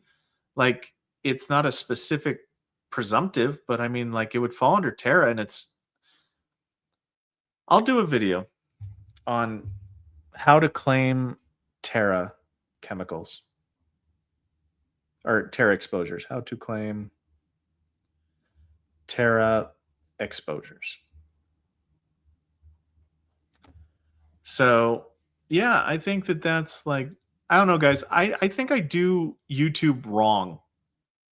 I'm going to be honest with you. I think I do YouTube wrong because I'm just promoting as many people as I can and trying to use the platform for good. Like you should watch H Town Vet.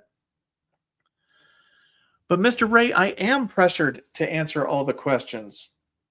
And do you know why I am? Like, do you want to know honestly why I'm pressured to answer all the questions? Is because I know for a fact that there are people out there that are just honestly desperate for factual information, right? They've been denied time and time again. The process has let them down. Their like sometimes their VSOs do not educate them.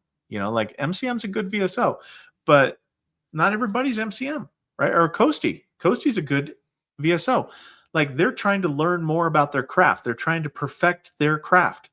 I respect that, but not every single VSO is like that out there. But I feel the pressure because there are bad actors out there. And I know I say this a lot, but I mean it. There are people that are just honestly trying to scare the crap out of the veteran community just to get views.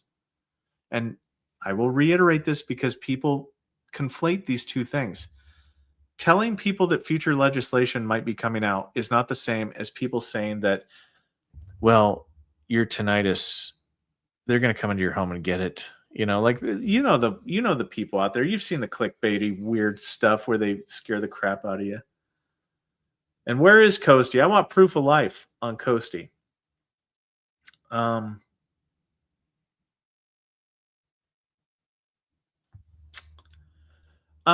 Yes, Ken. I actually have seen a CUNE claim awarded in favor of the claimant who didn't use a VSO or attorney. I am somebody who did my own CUNE, and the evidence was so overwhelming that it required very little muscle to get it across the finish line. I was awarded, a 5-figure back pay, for it. And it can be done. It depends. It depends on if you have a working understanding of what constitutes an error for a DRO. If you think case law was not applied or whatever, then you're not going to win that claim. Okay. And I'm sorry. It's just, I know that me and the community sometimes have a vast disagreement on this topic, but VSRs and raters are not legal scholars. Okay, so they have to rely on the M21 manual, and yes, that manual sucks. The 38 CFR sucks sometimes too, but let me. I saw a couple of people down here from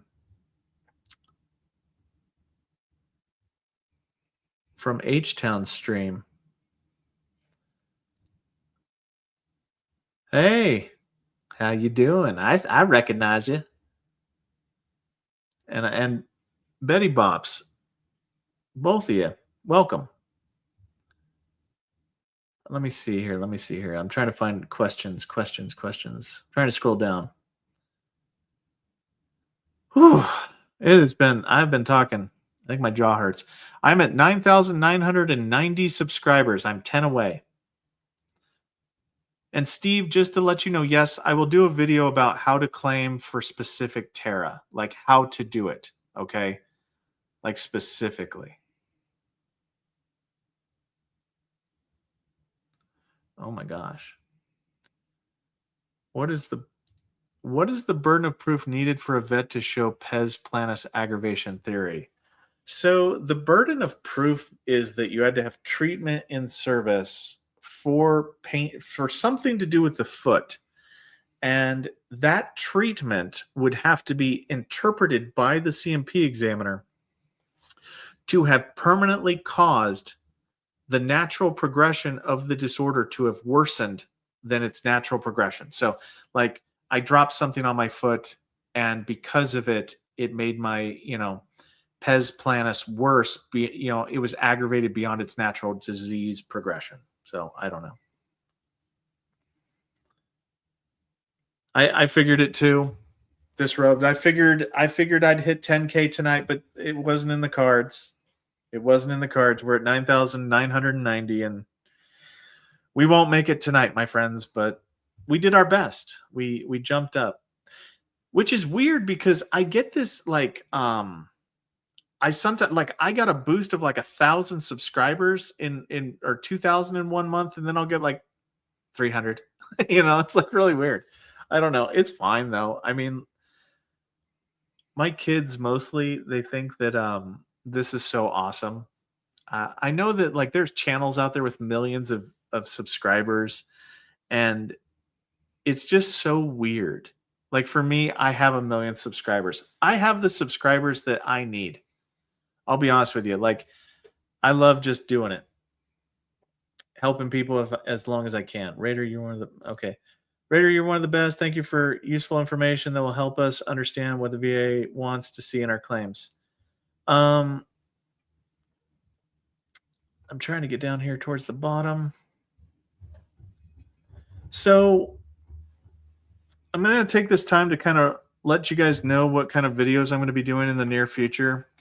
I'm going to be doing a video on the knees. I'm going to be doing a video on how Terra exposure, like how to specifically claim Terra exposure after the December 4th, 2025 update to the M21 manual. So I'm just going to go through and speak to how that's going to go. Hello, the green logbook. Appreciate you. I'm going to be doing a video on one of the more influential ones I want to do is I want to do a video on vitamin deficiency. And I want to talk about how hard it would be to get vitamin deficiency service connected, but there are specific ways. Now, a lot of raiders will offhandedly deny avitaminosis or a specific vitamin deficiency because they're considered abnormal lab findings and we're supposed to by default. However, there are exceptions to that. There are, like with everything with the M21 manual, there are specific exceptions. So I think and I have to figure out how to go about doing it without being um clickbaity, because I'm going to tell you right now, 90%, 95% of the people that claim a vitamin deficiency will not get it granted. But there is a chance, and for those that have the evidence, I want to do a video for it. Hey, the Salty Marine, nice seeing you. Oh, Salty Marine, are you going to do that collaboration with me and H Town? If so, let me know. We got to coordinate that so we all three can be on there and just chatting it up, discussing a topic. I was thinking about talking about that California raider who defrauded the government for millions of dollars and took all that money from veterans to get a specific outcome. I'm not proud of that, but I will tell you that they need to. I've got an opinion on it, and I'm ready. I'm coming hot with it. So,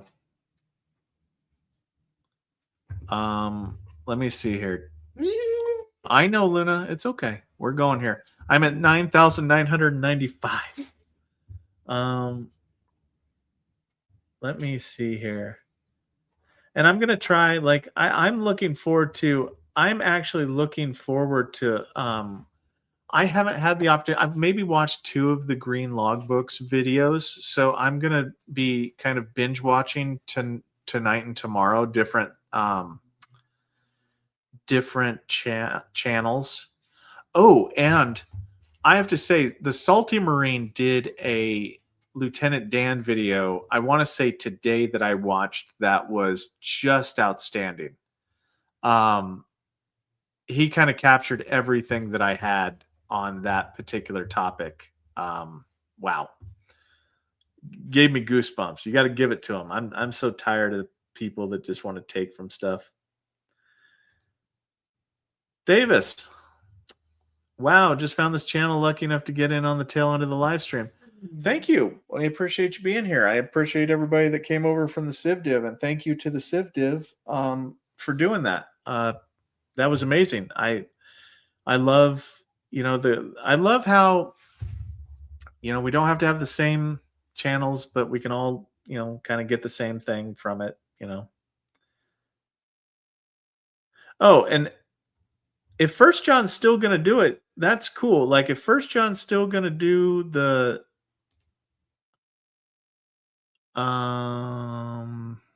yeah, if you're going to do the questions, that would be helpful. I appreciate it.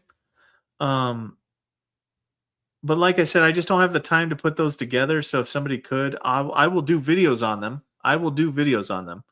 But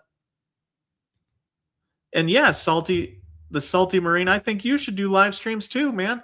You don't have, like, it doesn't have to be perfect, right? Like, I know I'm sitting here rambling off all this stuff, 38 CFR this and 42 CFR that, but that's because that's my bread and butter. But just talking, like, I've had some of the best fun talking with H Town during his podcast, and I just love it. Like, it's fun.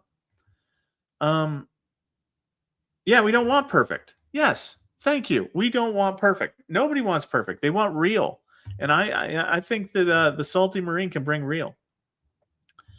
And DJ, thank you for the super sticker. Appreciate it. MCM, stop it. But thank you. Appreciate it. But stop it.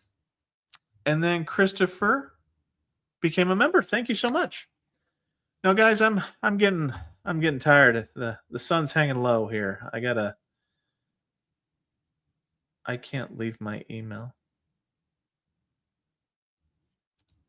What do you mean by that, Ken?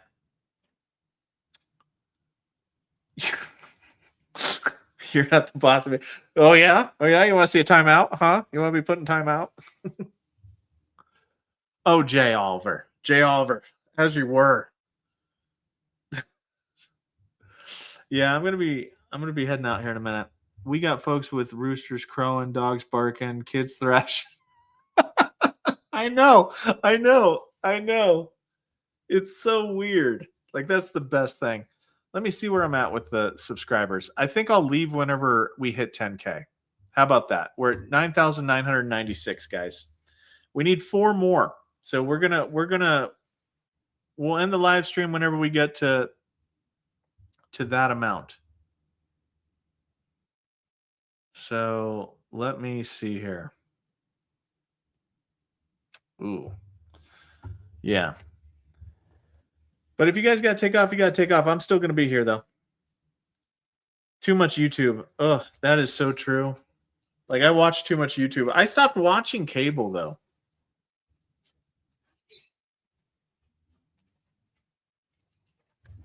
Bob, I use 33, 46, and 49 CFR every day. Yeah, yeah. Luna says she memorizes it all, though. She does. She swears Arnold. Stop crying. What are you doing? Stop it. Stop it. No, get down. No. You don't get to be the 10K subscriber. You can't. You're here every day. You know? Who's your daddy? I'm your daddy. Come on. Be a good dog. Come on, Luna. Get down. All right. But yeah. Well, but see, guys, I want to try to give you guys, like, you technically can binge watch my stuff because I do a lot longer videos. So we're going to be doing more How Is It Rated? I'm going to be covering, and I was starting this, but I kind of got off track. I'm going to be doing a video on the knees, benign prostatic hyperplasia, deviated septum, hypothyroidism, vitamin deficiency, chronic bronchitis, COPD, neurogenic bladder, which is the general term for incontinence without a cause, anemia, elective surgeries and how the VA can kind of screw you over with elective surgeries, normal scars and painful scars, and why that matters. And that, like, scars are really weird and people don't understand them, to include raters and VSRs. So the scar one's going to be a big deal. I did the new and relevant evidence video. I am going to be going into more detail because I see the need for it, to do evidence, like a lot of evidence videos on how to format your evidence better, so that way you give yourself a higher likelihood of success. I'm going to be going over Terra and how to specifically claim exposures, so that way the VA can concede it. Now, it won't help you. Like, if you're trying to claim, I'm trying to claim diabetes due to asbestos exposure. If you do some research and you cannot find any scientific evidence showing that diabetes is linked to asbestos, then I wouldn't try for that. You always want to put your strongest evidence first, guys. Okay, strongest evidence first, because it's harder to win a supplemental than it is to win the first time around. Now, Pocus. Beggin at 0, Combat Crag Louis got me started. Dwayne Kimball got me educated. The Sifdiv got me formatted. And you got me where I could speak the language. Just got 90% yesterday, 100% coming true. Congrats. Congratulations so much. And that's the thing. We can all build off each other. Like, we can all build off each other. It's not a one, like I said, it's not the Highlander. There can be only one. Like, you can get stuff from many different people. I love watching other people's stuff because it gives me ideas. That's the biggest problem that I have, is that I don't remember what I know that you don't know. So sometimes it helps me talking. Like, I was talking with Dwayne Kimball the other night, and we were just chatting about things, and stuff was, I guess, falling out of our pockets, and people were picking it up and they were like, it's a nugget, like it was a big deal to them, because we were talking about, like, how the long form narrative and the short form narrative work, and how to request a long form narrative and why they're important. And, oh, I know, baby. We're waiting. We're almost at 10,000 subscribers. We're at 9,996. We've got 4 more to go, and then we can have dinner. I just need Sarah McLachlan playing in the background and something along the lines of, for 4 more subscribers, you too can pay for Luna to have her dinner. You're preventing Luna from having her dinner by not having 4 more subscribers. It's all right. She ate a big lunch. So, and then we also got, let me go down here. We've got Recon became a member. Thank you, Recon. I appreciate it. Save the starving dog. Yes. And then Ken, we got the donation here. We got the super chat of $1. Thank you so much. I appreciate it, guys. I appreciate all the donations. You guys don't have to do that, by the way. That's not why I'm here. Like, I'm here, you know, and it's in my mission statement video, but I started all this because I originally started to train VSRs and Raiders how to do the job right. And then I started talking to the Spiritual Wrestler. Okay. They're a YouTuber Raider too. And they're the one that got me into like figuring out to do my own channel. So the Spiritual Wrestler. Yeah, I should go check him out. Like Jerry Lewis. Yeah, like a Jerry Lewis. Hold on. What are you doing? You can come over here. So actually, hold on while we're sitting here. A lot of you came over and you do not know Luna. So we should actually show you what Luna looks like. So this is Luna. This is the most like I have 2 dogs. I've got 2 Great Danes. I've got one of them that is she's black and white, and she's my wife's dog, but Luna is my dog. Like, I am her person, and she is my Dane. So, but this is who we're all here for, guys. We're all here for Luna. Luna's she's the one whispering in my ear all the time to do the right thing. But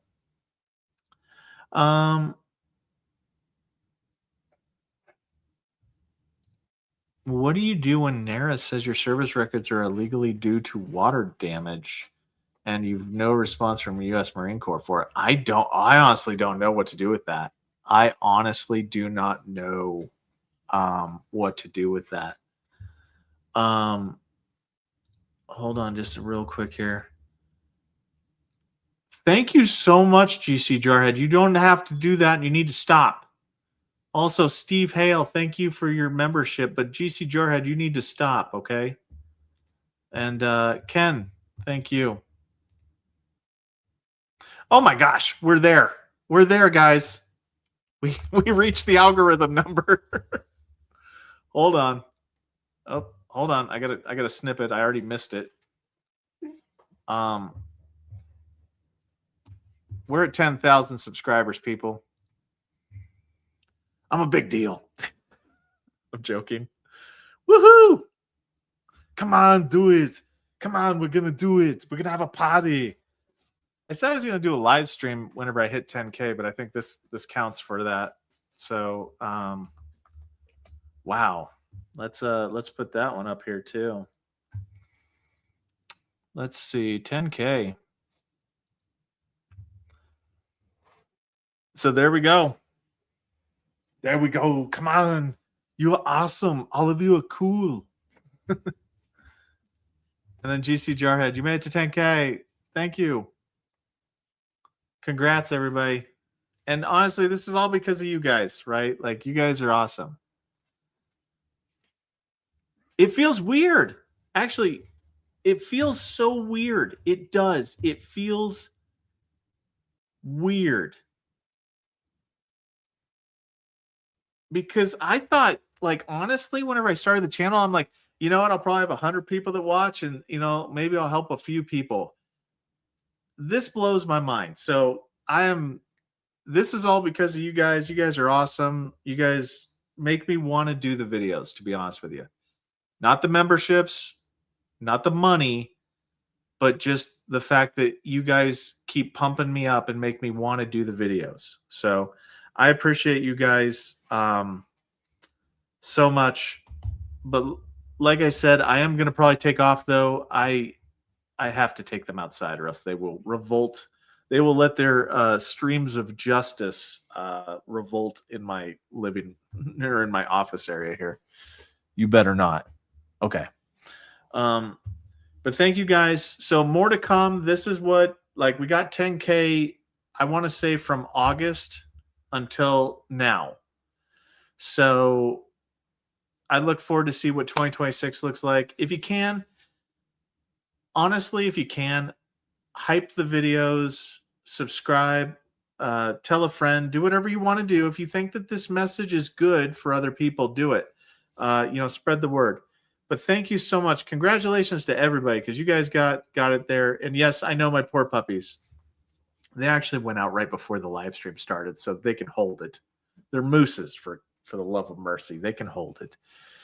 But anyway, guys, that's about all I got for you tonight. Thank you so much. Luna's over the moon. Aren't you, baby? What do you got to say for yourself? Come here. What do you got to say? Are you happy? Huh? Are you happy? We got 10K. You got 10K. Your beautiful face got 10K. You did. You did. You did that. You did that. Yes. Okay, that hurts. That hurts a lot. Okay, guys. All right. Well, we'll talk to you later, guys. That's about all I got for you tonight. Raider out.